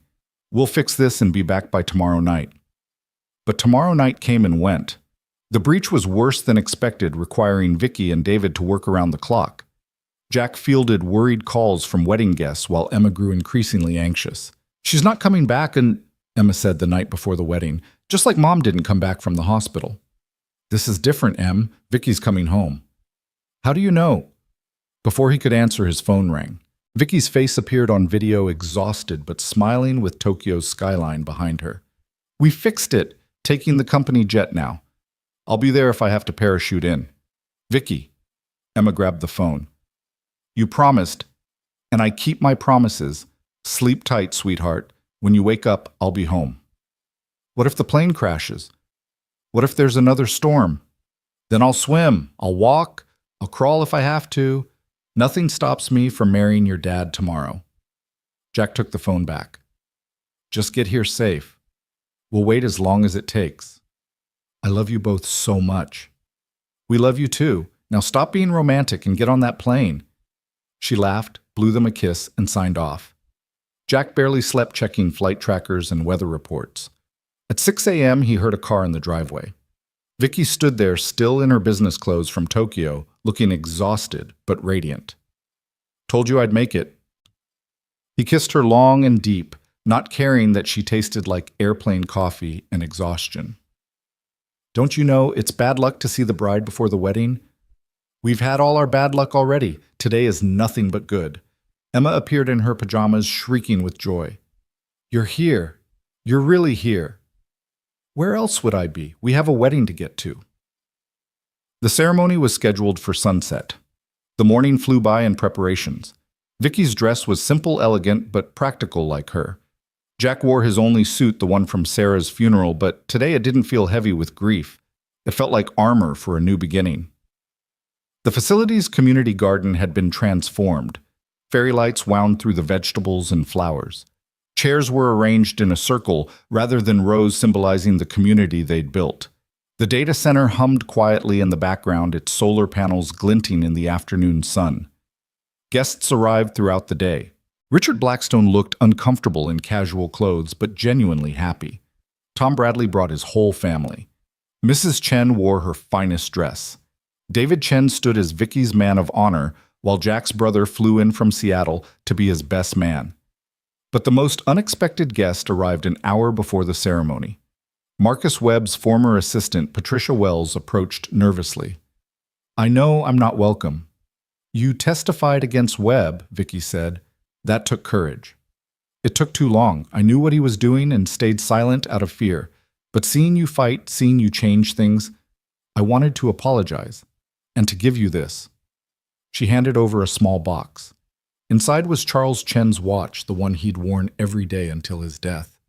Webb took it from Charles's office, called it a trophy. "I thought you should have it." Vicky's eyes filled with tears. "Thank you. Would you stay for the ceremony?" Patricia's shocked expression made Jack love Vicky even more. This was who she was, someone who could forgive, who could see redemption in anyone willing to change. "I'd be honored." As the sun began its descent, casting golden light through the garden, the ceremony began. Emma walked first, scattering flower petals with scientific precision. Then Vicky appeared, David beside her, walking toward Jack with the confidence of someone who'd found her home. The local minister, Reverend Williams, kept the ceremony simple. But when it came time for vows, Vicky and Jack had written their own. Jack went first. "Vicky, you crashed into my life literally and figuratively. You were supposed to be everything I stood against: corporate power, wealth, without conscience, the system that destroyed my first chance at happiness. Instead, you became proof that people can change, that companies can have hearts, that second chances are real. You gave Emma a mother figure when I thought she'd never have one. You gave me a reason to believe in the future again. I promise to support your dreams, challenge your assumptions, and remind you every day that you're more than your job title. You're the woman who chose love over $40 million. You're the CEO who serves mac and cheese to billionaires. You're the mother who keeps promises no matter what. You're my miracle, and I promise to spend every day earning that miracle." Vicky was crying before he finished, not caring that her makeup was running. "Jack, you saved my life that snowy night, but not the way you think. Yes, you pulled me from a crashed car, but more importantly, you pulled me from a crashed existence. I had everything society says matters: power, money, influence, and none of what actually does. You and Emma taught me that success means nothing if you achieve it alone. That integrity matters more than income. That a child's laughter is worth more than any board's approval. You trusted me when I didn't trust myself. You fought for me when I was ready to give up. You showed me that strength isn't about never falling, it's about who helps you stand back up. I promise to stand with you through every storm, to choose this family over any opportunity, to be Emma's bonus mom with all the joy and responsibility that brings, to never let corporate life make me forget what real life looks like. You're not my second chance at love, you're my first chance at understanding what love really means." There wasn't a dry eye in the garden. Even Richard Blackstone was dabbing his eyes with a handkerchief. "The rings?" Reverend Williams asked. Emma stepped forward, proudly holding the pillow with two simple bands, titanium and Vermont granite, designed by Jack, inscribed with coordinates, the spot where he'd found her that snowy night. "By the power vested in me by the state of Vermont and the grace of God, I now pronounce you husband and wife." They kissed as the sun touched the mountains, as their community cheered as Emma wrapped her arms around both of them. "Ladies and gentlemen," Reverend Williams announced, "I present Mr. and Mrs. Morrison Chen." They'd hyphenated naturally. Everything about their relationship was about balance, partnership, equality. The reception was in the facility's main hall, transformed with Emma's artwork and community donations. No fancy caterers, everyone brought dishes potluck style. Tom Bradley manned the barbecue. Mrs. Chen had made her famous dumplings. Even Richard Blackstone had contributed, hiring a local band that played everything from classical to country. "This is the strangest corporate event I've ever attended," Richard told Jack during the father-daughter dance. Emma had insisted on dancing with both Jack and Vicky, simultaneously creating a laughing, stumbling circle. "It's not a corporate event, it's a family celebration." "That's what's strange. In 40 years of business, I've never seen the professional and personal blend like this. It shouldn't work." "But it does. It does." You've all taught an old executive new tricks. Thank you for that. Thank you for taking the chance on us.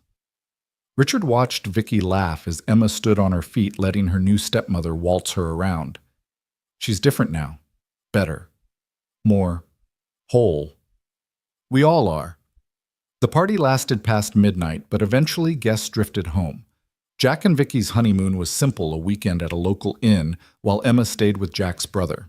They talked about Paris or Hawaii, but realized what they really wanted was time together, without laptops or crisis calls. No regrets? Jack asked as they watched stars from their room's balcony. About which part marrying you, staying in Vermont, turning down $40 million? Any of it, all of it. No regrets. For the first time in my life, I'm exactly where I want to be. Even with the Tokyo crisis and Webb's trial and the board's pressure, especially with all that, it's real, it's complicated, it's life. She leaned against him. I spent so many years trying to avoid messiness, thinking success meant control. But the best things are messy. Love is messy. Family is messy. Changing corporate culture is incredibly messy. You sound happy about that. I am. Mess means we're trying. Perfect is static. Messy is alive. They returned to find Emma had redecorated the house with a welcome home banner and drawings of their new family. David Chen was there too, having become an unofficial uncle figure. How was the honeymoon? He asked. Perfect, Vicky said. Absolutely perfectly imperfect. Life settled into a new rhythm. Vicky ran TechCore from the home office, flying to Boston monthly, but always home for dinner. Jack managed the Millbrook facility, which had become a model for corporate responsibility worldwide. Emma thrived with two parents fully present in her life. There were challenges. A hostile takeover attempt in November that Vicky defeated by rallying employee shareholders.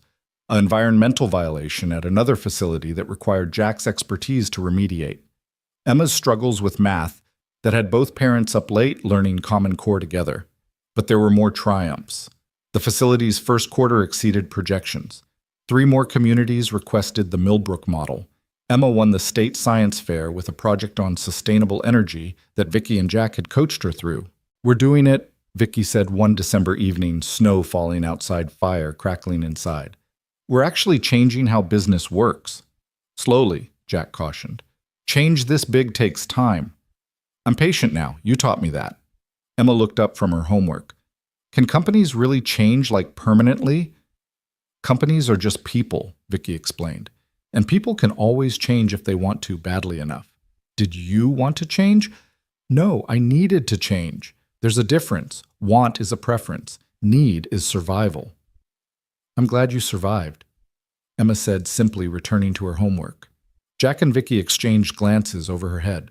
Their daughter, because that's what Emma was to Vicky now, papers filed, and everything had a way of distilling complex truths into simple statements.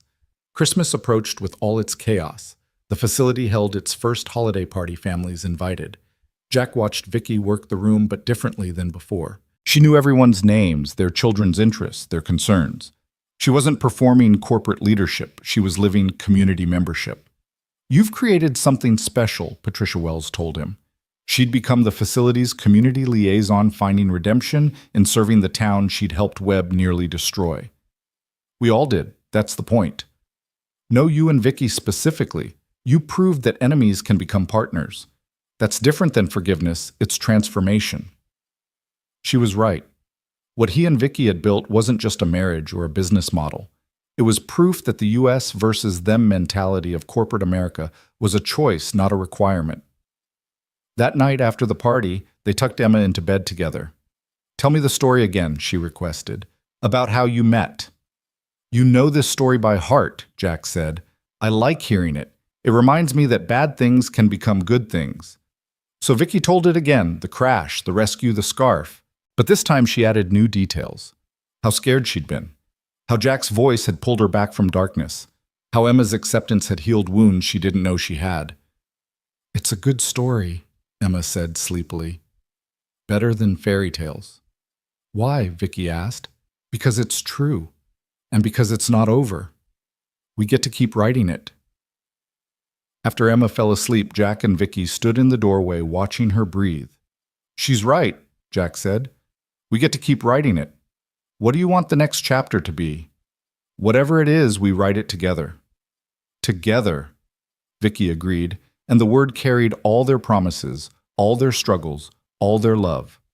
Outside, snow continued to fall on Millbrook, on the facility that had brought them together, on the town that had embraced change despite its fears. It was December again, a year since that first Christmas when Vicky had chosen to stay. Now she couldn't imagine being anywhere else. The morning brought news that would test everything they'd built. Richard Blackstone called early, his voice grim. There's been a development. Chen International, David's cousin's company, is attempting to acquire TechCore. Hostile takeover. They're offering shareholders 40% above market value. Vicky went pale. That's impossible. We have protective measures, which expire in 6 weeks. Charles put them in place 20 years ago, never thinking family would turn on family. What do they want? To gut the company, sell off the profitable divisions, close the rest. The Millbrook model would be first to go, too expensive, they say. Jack watched his wife transform into the CEO, steel replacing softness. But now he recognized it wasn't coldness, it was determination. We fight. David will help. We'll rally the shareholders, the employees, the communities. It might not be enough. They have deep pockets. We have something better. We have proof that there's another way to do business. And we have 6 weeks to convince the world. She hung up and looked at Jack. This could destroy everything. Or it could be the chance to prove everything. David's cousins represent the old way. We represent the future. Let the shareholders choose. You make it sound simple. The important things usually are. Emma appeared, sensing tension. What's wrong? Bad people want to take over Vicky's company, Jack explained. Our company, Vicky corrected. TechCore belongs to everyone it serves now. Then everyone will fight for it, Emma said, with 8-year-old certainty. From the mouths of babes again. The war room was their kitchen table, covered in shareholder reports, legal documents, and Emma's math homework. David Chen arrived within hours of the news, his face grim but determined. He'd brought files that painted a disturbing picture of his cousin's company. Environmental disasters worker, exploitation communities, destroyed in the name of profit. They're everything my father stood against, David said, spreading photographs across the table. This factory in Indonesia shut down after poisoning the water table. This town in Mexico abandoned when labor got too expensive. They don't build, they extract. And they want to do the same to TechCore, Vicky said, studying the evidence.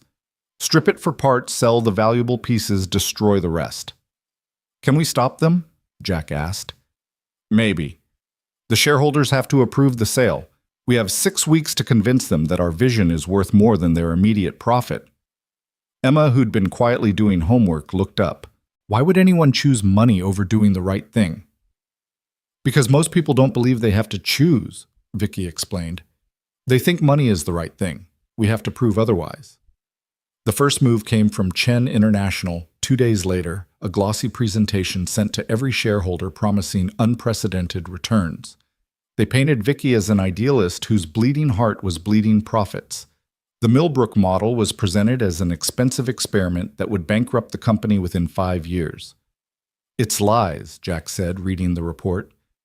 It's fear, Vicky corrected. They're selling fear of change, fear of reduced profits, fear of the unknown. Fear sells better than hope.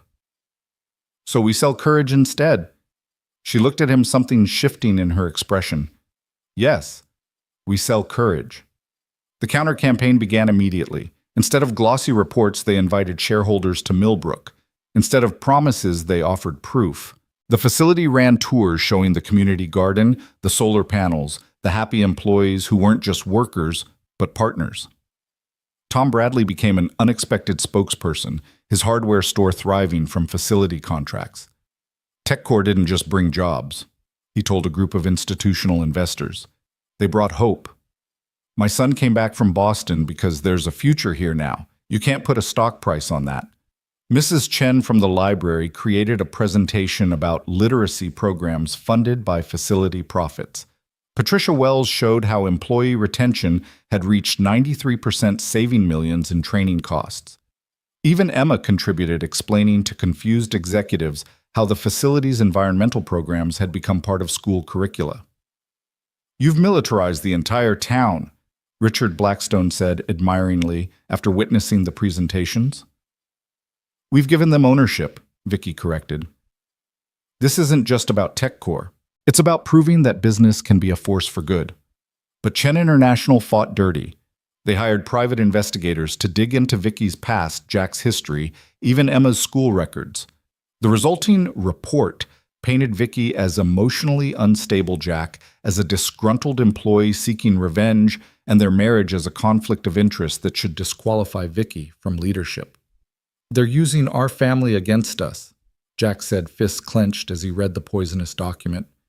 "Let them," Vicky said calmly. "Every attack on our personal life proves they have no legitimate business argument, but the attacks took their toll." Emma came home from school crying because classmates had heard their parents were corrupt. Jack found himself defending their marriage to reporters who implied he'd married Vicky for money. Vicky faced board members who questioned whether her judgment was compromised by emotion. "Maybe it is, she told them in a conference call that would later become legendary. "Maybe my judgment is compromised by caring about people more than profits. Maybe I am emotional about destroying communities for quarterly gains. Maybe that's exactly what TechCore needs: leaders whose judgment is compromised by humanity." The tide began to turn when employees started organizing. Not union organizing, something more powerful. They pooled resources to buy shares, giving them voting rights. Small investors who'd never attended a shareholder meeting began registering to vote. Communities that hosted TechCore facilities worldwide started documenting the difference between old policies and the Millbrook model. "It's a movement," David said wonderingly, watching social media explode with #TechCoreValues posts. "You've started an actual movement." "We've revealed a movement that already existed," Vicky corrected. "People have always wanted businesses to have consciences. We just proved it's possible." 3 weeks before the vote, Chen International played what they thought was their trump card. They released security footage from the night of Vicky's accident, edited to make it seem like she'd been drinking, implying the crash was her fault and the company had covered it up. Jack wanted to rage to fight back with equal viciousness. But Vicky had a different approach. "We tell the truth," she said simply. "All of it." The next day, she held a press conference at the facility. No script, no PR team, just Vicky standing in the community garden with Jack and Emma beside her. "Chen International wants you to believe I'm unfit to lead because I'm human," she began. "They're right that I'm human. The night of my accident, I was driving to Jack Morrison's house to apologize for what TechCore had done to his family. I was emotional. I was distracted by guilt. And yes, I crashed my car." She paused, letting the admission sink in. "But that crash saved my life. Not just physically, though. Jack literally saved me that night, but spiritually. It forced me to confront who I'd become in pursuit of success. It introduced me to a family that taught me what success really means. It sparked the transformation of TechCore from a soulless corporation into a community partner." She looked directly at the cameras. "Chen International is asking you to choose between profit and principle. But that's a false choice. The Millbrook model proves we can have both. Yes, our margins are lower initially, but our sustainability is infinite. We're not extracting value, we're creating it. We're not exploiting communities, we're enriching them. We're not just building data centers, we're building futures." Emma stepped forward unscripted. "My mom died because we lost insurance when TechCore lied about my dad. Now my new mom runs TechCore and tells the truth. Which one do you want?" The clip went viral within hours. An 8-year-old had distilled the entire conflict into 2 sentences that no PR team could have crafted. Chen International tried to respond, but their polished executives couldn't compete with the authenticity of a child defending her family. Their supporters began wavering. Shareholders who'd been leaning toward the buyout started asking harder questions about long-term versus short-term gains. "We might actually win this," Richard Blackstone said during a strategy call. "We have to win," Vicky replied. "Not just for TechCore, but for every company watching to see if principles can triumph over pure profit." The final week brought unexpected allies. Marcus Webb from federal prison sent a letter to shareholders. Not supporting Vicky, he wasn't capable of that, but warning against Chen International detailing their criminal practices he'd tried to emulate. It was self-serving in an attempt to reduce his sentence, but it was also devastating to Chen International's credibility. Even our enemies are helping us, Jack marveled. Webb's not helping us. He's hurting them. There's a difference, Vicky said, but I'll take it. 3 days before the vote, Chen International made their final offer 50% above market value. It was an astronomical sum, enough to make even principled shareholders waver. We can't match that, Richard said. It's impossible. Money isn't our currency, Vicky replied. Purpose is. She spent the next 48 hours on calls with every major shareholder, not talking numbers but narratives. She shared stories of employees whose lives had changed communities, that had been revitalized children who now had futures because of the Millbrook model. You're not just shareholders, she told them. You're authors of a new chapter in corporate history. Years from now, will you be proud that you took 50% more money, or will you be proud that you chose to prove business can be better? The night before the vote, they couldn't sleep. Jack found Vicky in the workshop at 3 a.m., attempting to sand wood still badly, but with determination. What are you making? I don't know. I just needed to do something with my hands, something real. He guided her hands, showing her the grain, the proper pressure. Whatever happens tomorrow, we've already won. How do you figure? We've proven it's possible. Even if Chen International takes over, other companies have seen what we built. The seed is planted. Seeds need time to grow. Then we'll buy that time one way or another. Emma found them there at dawn, wrapped in her blanket. Today's the big day. Today's the day, Vicky confirmed. Are you scared? Terrified. Good. Mrs. Patterson says being scared means it matters. They went to the facility together, the whole town gathering to watch the shareholder vote on a large screen David had set up. It felt like watching election returns, except the future of their community hung in the balance. The voting began at 9 a.m. Early returns favored Chen International institutional investors taking the easy money. But as smaller shareholders voted, the gap narrowed. Employees who'd bought shares voted overwhelmingly for Vicky. Communities voted for hope over cash. By noon, it was deadlocked 48% for the buyout, 47% against 5% outstanding. Who hasn't voted? Vicky asked David, who was tracking in real time. 3 pension funds, 2 university endowments, and, oh, what? The Morrison Family Trust. Jack looked confused. What Morrison Family Trust? David pulled up the records. Established 3 years ago by Sarah Morrison, owns 50,000 shares of TechCore. The room went silent. Jack's face was white. That's impossible. We never had that kind of money. Vicky was typing frantically. She inherited shares from her father. He was an early investor in Charles Chen's startup that became TechCore. She never sold them, even when... She looked at Jack with tears in her eyes. Even when you needed money for her treatment, she held them. Why? Emma Wise, beyond her years, understood first. For the future. For Dad's future. For my future. Mom saved them for when they'd matter most. The Morrison Family Trust hadn't voted yet. As beneficiary, Jack had the right to cast those votes.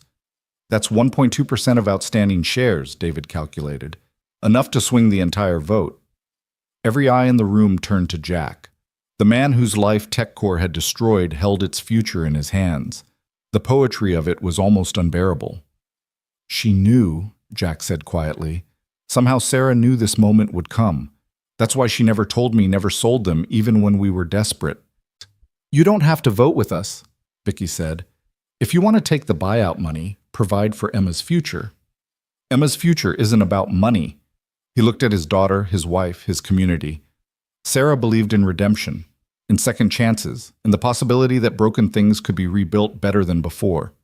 He walked to the computer, logged into the trust account with credentials the lawyer had just provided, and cast 50,000 votes against the buyout. The final tally came in at 2:47 p.m. The buyout had failed by 1.8%. The room erupted. People were crying, cheering, hugging. Tom Bradley lifted Emma onto his shoulders. Mrs. Chen was doing some kind of victory dance that defied her age. Even Richard Blackstone, connected via video, was openly weeping, but Jack only had eyes for Vicky, who stood in the center of the chaos looking stunned. "We did it," she said. "Sarah did it," Jack corrected. "She saved TechCore from beyond the grave. She saved us. All of us." Boss. That night, Chen International announced they were withdrawing their bid, citing irreconcilable visions for corporate responsibility. The financial press called it the upset of the decade. Harvard Business School announced they were creating a case study on the Millbrook defense, as it was already being called. But in Millbrook itself, the celebration was more personal. The entire town gathered at the facility for an impromptu party. Families who'd feared for their futures danced in halls that would continue to provide stability. Children played in gardens that wouldn't be paved over for profit. "Speech," someone called out, and soon everyone was chanting. Vicky tried to defer, but the crowd wouldn't accept it. Finally, she stood on a table, Jack steadying her Emma beside them. "This victory isn't mine or Jack's or even TechCore's," she began. "It belongs to everyone who believes business should serve humanity, not the other way around. It belongs to communities that refuse to be exploited.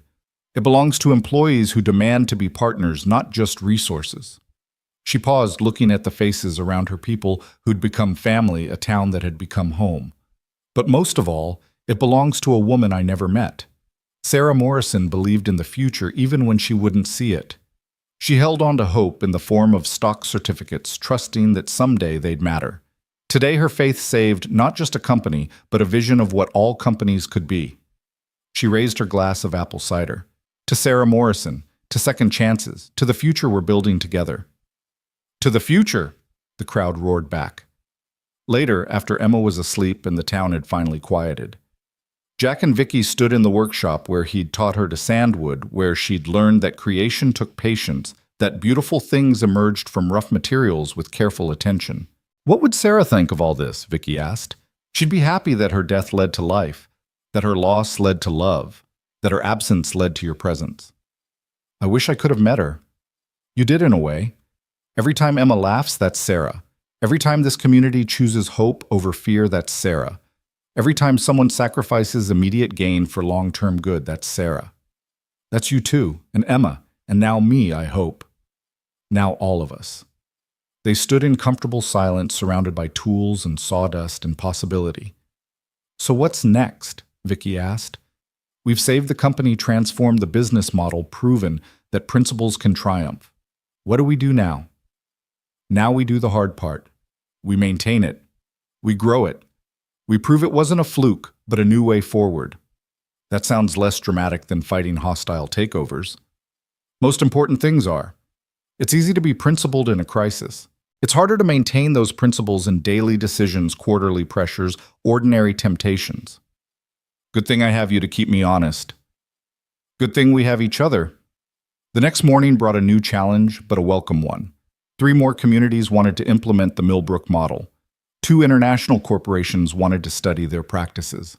A documentary filmmaker wanted to tell their story. "We're going to be busy," Vicky said, looking at the requests. "We were always going to be busy. At least now we're busy with purpose." Emma looked up from her breakfast. "Does this mean you'll be traveling more?" "Some," Vicky admitted, "but never for long, and never without a way to call home every night." "And we could come sometimes," Emma asked hopefully. "See other places that are becoming like Millbrook. I'd love that. We could show the world that this works everywhere, not just in Vermont."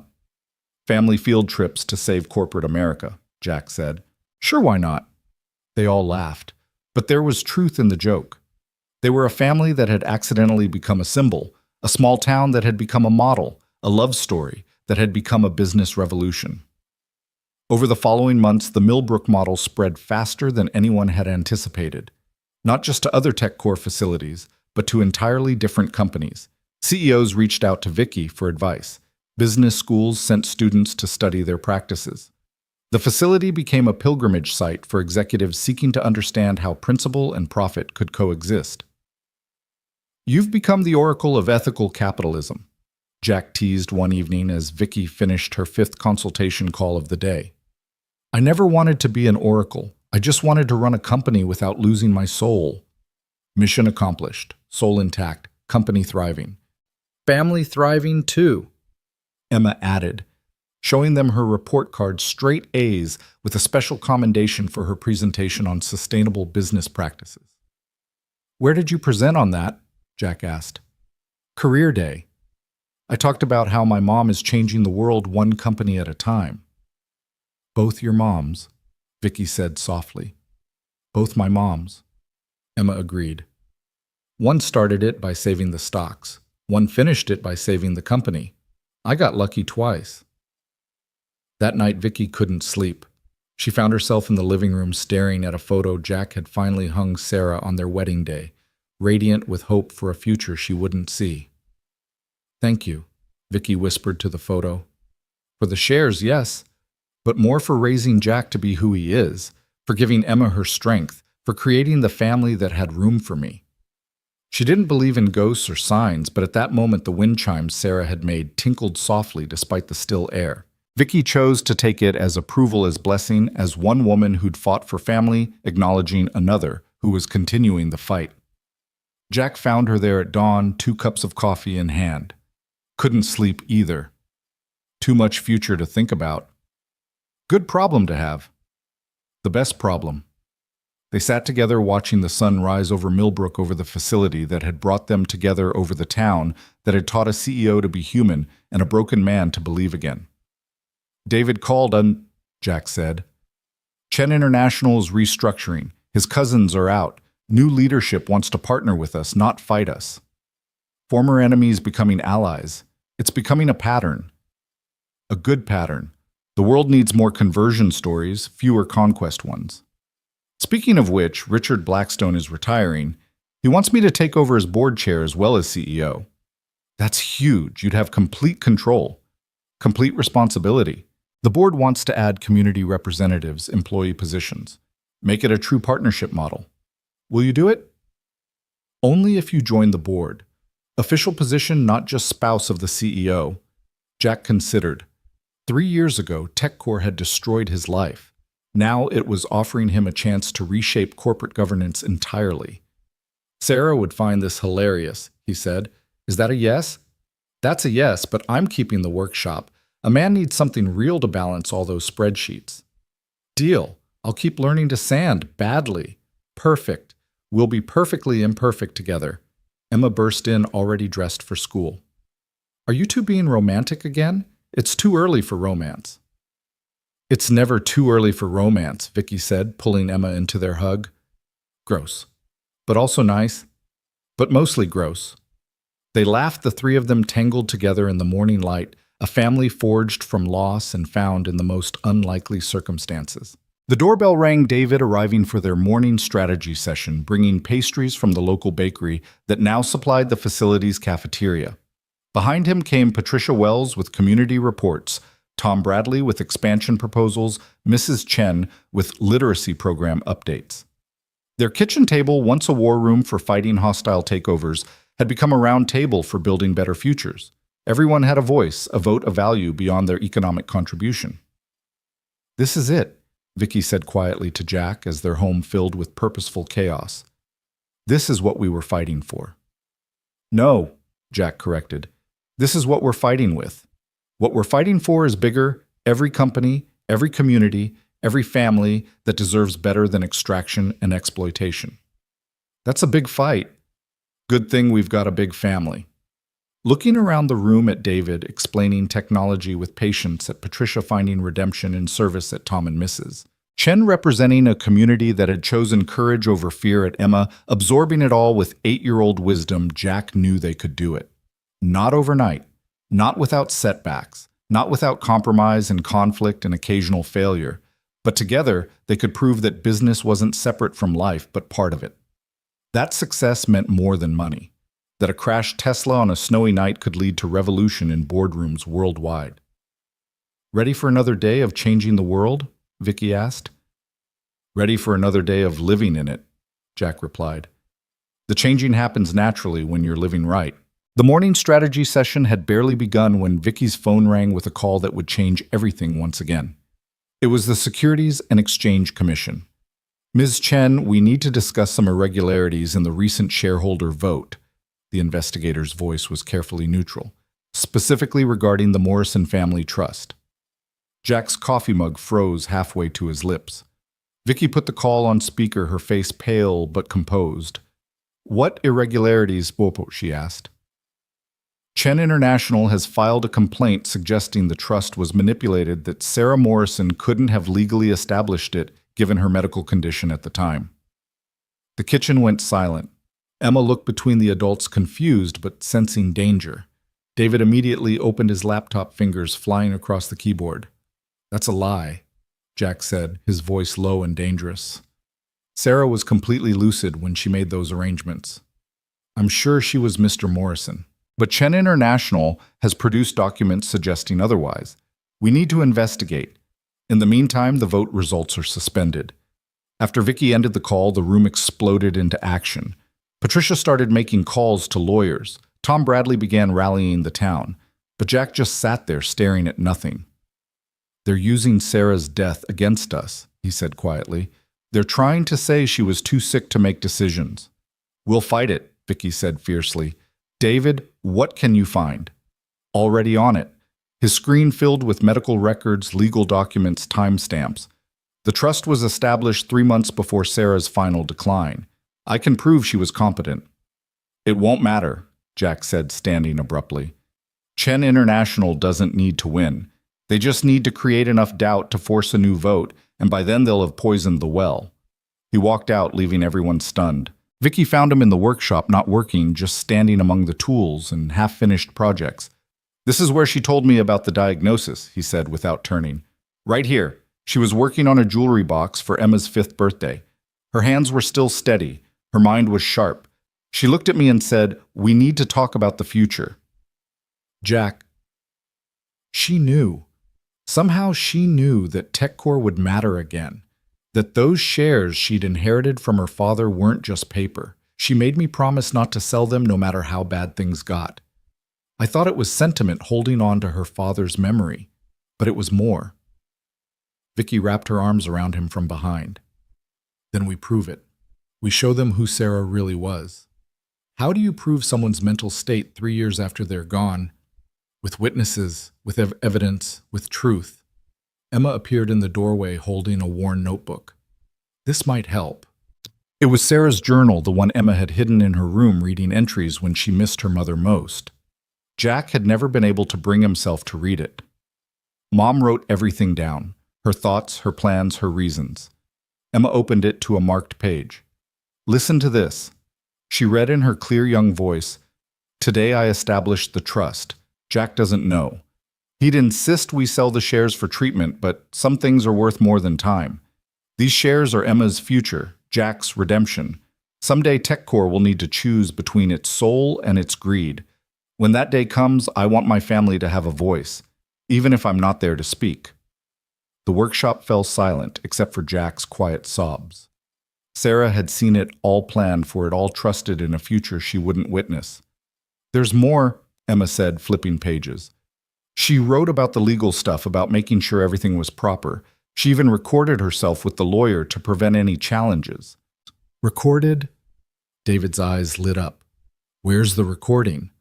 It took 3 hours to find it stored in Sarah's old email account that Jack had never closed. The video was clear, Sarah thin but alert, discussing the trust with precision and purpose. The lawyer confirming her mental competence. Witnesses signing documents. "This destroys Chen International's claim," David said, "but we need to present it properly." "No," Vicky said suddenly. "We don't present it at all. Not yet." Everyone stared at her. She was smiling, but it was the smile of a CEO who'd just seen 3 moves ahead. "Chen International thinks they've found our weakness. Let them believe it. Let them push this narrative about Sarah being incompetent. Then at the SEC hearing, we don't just prove them wrong, we destroy them with it." "That's risky," Patricia warned. "Everything we've done has been risky. Jack, I need you to trust me." He looked at his wife. This woman who'd transformed from corporate shark to community champion, who'd chosen family over fortune, who now wanted to use his dead wife's memory as a weapon for good. "I trust you." The next 2 weeks were agony. Chen International's PR machine went into overdrive, painting Sarah as a tragic figure manipulated by her illness, Jack as an opportunist who'd used his dying wife's shares, Vicky as a master manipulator who'd orchestrated everything. The town rallied around them, but doubt crept in among shareholders. Stock prices wobbled. The board grew nervous. Richard Blackstone called daily, begging Vicky to release the evidence early. "Not yet," she kept saying. "The trap isn't ready." Emma struggled most, hearing her mother's memory, maligned at school, online, in overheard conversations. One night Jack found her crying in her room, Sarah's journal clutched to her chest. "They're saying Mom was crazy," she sobbed, "that she didn't know what she was doing." "Your mom was the sanest person I ever knew," Jack said, holding her tight. "And soon, everyone will know that." Why is Vicky waiting? Why doesn't she show them the truth? Because sometimes, sweetheart, you have to let people reveal their true selves before you reveal yours. The SEC hearing was scheduled for a Thursday morning in Boston. The night before, Vicky gathered everyone in their kitchen one more time. "Tomorrow, we're not just defending a vote," she said. "We're defending the idea that ordinary people can stand against corporate power, that families matter more than profits, that truth eventually defeats lies." "No pressure," Tom Bradley joked weakly. "All the pressure," Vicky corrected, "but we're ready for it." She looked at each person around the table, her chosen family, her accidental army, her proof that business could be personal without being corrupted. "David, you'll present the technical evidence. Patricia, the legal framework. Jack," she took his hand, "you'll tell them about Sarah, who she really was." "I don't know if I can." "You can. You're the only one who can." That night, none of them slept well. Jack lay awake thinking about Sarah, about the strength it took to plan for a future you wouldn't see. Vicky stared at ceiling, running through scenarios, calculating probabilities. Emma, despite being told to stay home, packed a bag with her best dress and her mother's journal. The hearing room was packed. Media, shareholders, employees, competitors, everyone wanting to witness what might be the end of the Millbrook miracle or its greatest triumph. Chen International went first. Their lawyers were smooth, professional, devastating. They presented medical records showing Sarah's treatment schedule, cognitive effects of medications, the tumor that had eventually claimed her life. They painted a picture of a dying woman confused and manipulated, signing documents she couldn't understand. "It's a tragedy," their lead counsel concluded, "but we cannot allow sentiment to override law. The Morrison Family Trust was established by someone mentally incompetent. The vote must be invalidated." Vicky stood slowly. She didn't move to the podium immediately, instead walking to where Jack sat and placing a hand on his shoulder. "You're right about one thing," she began. "This is about tragedy, but not the tragedy of Sarah Morrison's death. The tragedy of what corporations like Chen International have become so divorced from humanity that they'll desecrate a woman's memory for profit." She moved to the podium now, commanding the room. Sarah Morrison was dying when she established that trust. That's true. But dying doesn't mean incompetent. Dying, in fact, often brings the clearest sight. She saw what TechCore had become under Marcus Webb. She saw what it had done to her husband, her family, her community, and she saw what it could become with the right leadership. Speculation. Chen International's lawyer interrupted. "No, prophecy." Vicky clicked a remote. Sarah's face filled the screen, thin but radiant, very much alive despite her illness. The room gasped. The video played Sarah discussing the trust with precision, explaining her reasoning with eloquence, planning for a future she'd never see with heartbreaking clarity. "My body is failing," Sarah's recorded voice said, "but my mind is clear, clearer than it's ever been. These shares aren't just an investment, they're a voice, a vote, a chance for redemption. TechCore destroyed my husband's career and contributed to our family's suffering. But I believe in second chances. I believe companies like people can change, so I'm preserving these shares for the moment when that change becomes possible." When someone inside TechCore finally says enough to the greed and corruption. The recording continued for 20 minutes. Sarah, with devastating prescience, had anticipated challenges to her competence. She'd submitted to cognitive tests, she'd had multiple witnesses. She'd created an unassailable legal framework. But more than that, she'd left a message. If you're watching this, her recorded self said, it means the moment has come. The choice between profit and principle, between extraction and creation, between fear and hope. I won't be there to cast these votes myself, but my family will be. Trust them. Trust the man who gave up everything rather than lie. Trust the daughter who'll inherit the world you're building. And trust whoever is leading the fight for TechCore's soul, because if they've gotten this far, they're worth believing in. The room was silent when the video ended. Several people were crying. Even Chen International's lawyers looked shaken. But Vicky wasn't done. Chen International wants you to believe Sarah Morrison was incompetent. Let me show you what incompetence really looks like. She clicked again. Financial records filled the screen. Environmental disasters, communities destroyed, all linked to Chen International's practices. This is incompetence, destroying long-term value for short-term gain, poisoning the ground you stand on for quarterly earnings. That's not business, it's suicide in slow motion. David took over presenting technical evidence of Chen International's market manipulation, their attempts to crash TechCore's stock price, their probable involvement in Vicky's accident years ago. Patricia detailed the legal precedents, the ironclad nature of Sarah's trust, the impossibility of Chen International's claims. But it was Jack who delivered the killing blow. He stood slowly. Emma suddenly beside him. She'd snuck into the hearing despite being told to stay home. My wife died 3 years ago, he said simply. TechCore's corruption contributed to her death. I had every reason to hate this company, to want it destroyed. But Sarah saw something I couldn't. She saw that institutions like people can be redeemed. Not easily, not quickly, not without cost, but possibly. He looked at Chen International's representatives. You want to invalidate her trust, fine. But you should know what you're really invalidating. You're saying that dying people can't make decisions about the future. You're saying that hope is a form of incompetence. You're saying that believing in redemption is a sign of mental deficiency.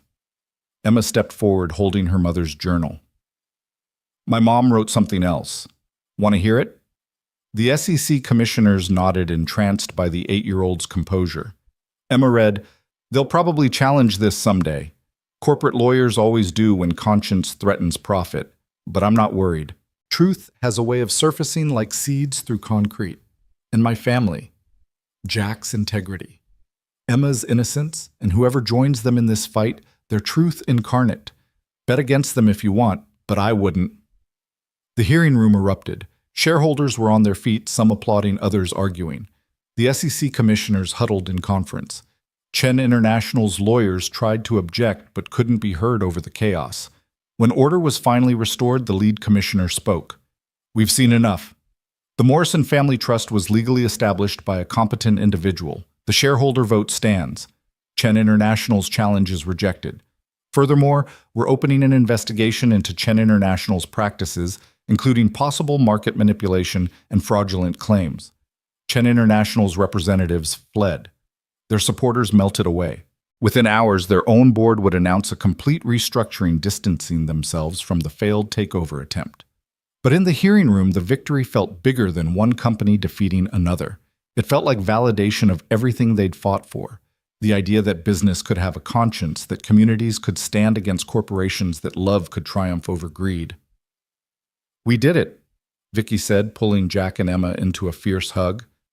Sarah did it, Jack corrected. We just finished what she started. No, Emma said, with 8-year-old wisdom. We're not finished, we're just beginning. She was right, of course. The victory over Chen International was just one battle in a larger war for corporate responsibility.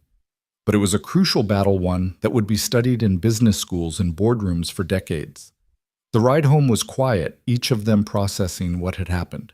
Emma fell asleep against Jack's shoulder, emotionally exhausted, but clutching her mother's journal like a talisman. Vicky drove occasionally, reaching over to squeeze Jack's hand. She really saw all this coming, Vicky said softly. Sarah, she planned for it all. She saw you coming, Jack replied. Somehow she knew someone like you would appear. Someone who could change TechCore from the inside. Someone who would crash into your life. Someone who would save it. They arrived home to find the entire town waiting. The celebration that night was different from the earlier ones, deeper, more meaningful. This wasn't just about saving jobs or winning votes. This was about vindication, about proving that ordinary people could stand against extraordinary power and win. Richard Blackstone called during the party. The board met in emergency session. Unanimous vote, you have complete autonomy. The Millbrook model is now the TechCore model company-wide.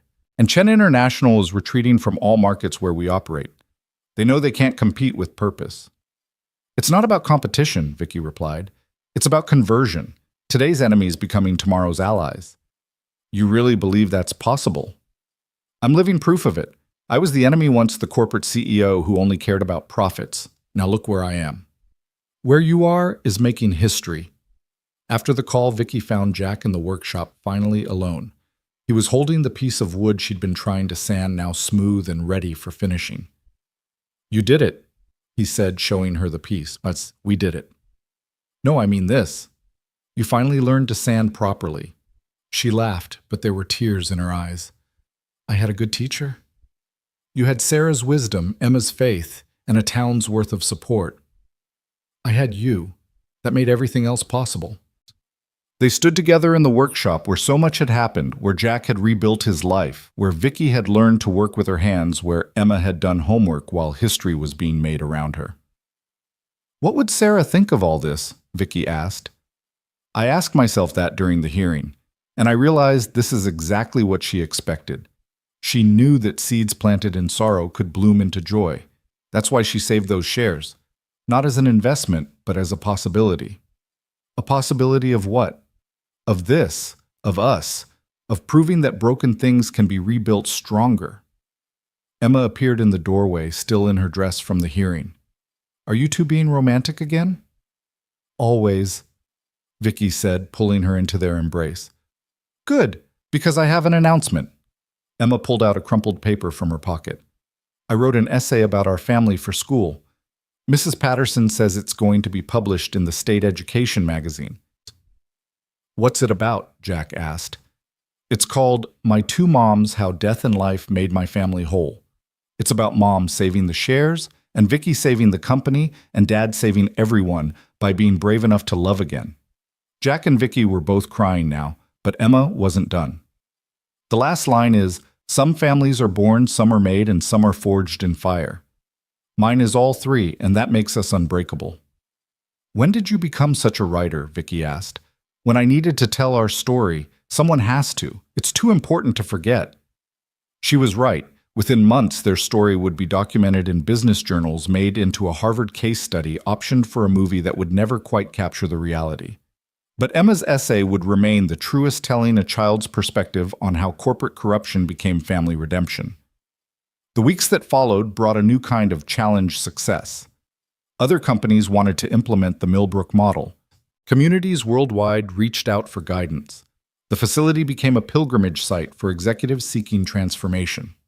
We've become a movement, David said during one of their morning meetings, whether we intended to or not. All movements start with someone saying no to the status quo, Vicky replied. We just said it loud enough for others to hear. But success brought scrutiny. Journalists dug into every aspect of their lives. Competitors looked for weaknesses. Even allies sometimes questioned whether the model was sustainable long-term. Let them question, Jack said during one particularly difficult week. Questions lead to answers. Answers lead to understanding. Understanding leads to change. You're awfully philosophical for someone who builds furniture, Vicky teased. Wood teaches philosophy. Every grain has a purpose. Every knot tells a story. Every finished piece proves that patience and skill can transform raw material into something beautiful. Like us. Exactly like us. Their first anniversary approached with little fanfare. They were too busy with the international expansion of the Millbrook model to plan anything elaborate. But Emma had other ideas. We're having a party, she announced one morning. A proper anniversary party. The whole town's invited. Emma, we don't need... Jack started. Yes, we do. Because this isn't just your anniversary. It's the anniversary of when our town decided to believe in something better. That deserves celebration. She was right as usual. The party became a festival with the facility gardens transformed into a wonderland of lights and music. Employees and their families, board members and townspeople, former enemies and new allies, all gathered to celebrate not just a marriage, but a transformation. Richard Blackstone, now retired, but still a close advisor, gave a toast that would be quoted in business schools for years. They say business isn't personal. Vicky and Jack proved that's exactly backwards. Business is only business when it's personal. When you care about the people affected by your decisions, when you love the communities you serve, when you treat employees like family and family like the treasure it is, that's not just good ethics, it's good business. But the moment that mattered most came later, when the crowds had thinned and the music had softened. Jack and Vicky danced in the garden. They'd built Emma between them, the three of them swaying to a song about second chances. "Do you ever regret it?" Jack asked. "Giving up the traditional CEO life for this?" "Every traditional CEO in the world would trade places with me right now," Vicky replied. "They just don't know it yet." "How can you be sure?" "Because I have something they don't, a life worth living beyond the next quarterly report, a family that matters more than any stock price, a purpose that transcends profit, and really terrible wood sanding skills," Jack added. "Those too. My terribly mediocre craftsmanship is part of my charm." Emma looked up at them. "You two are weird." "The best families are," Vicky said. "Then we're definitely the best."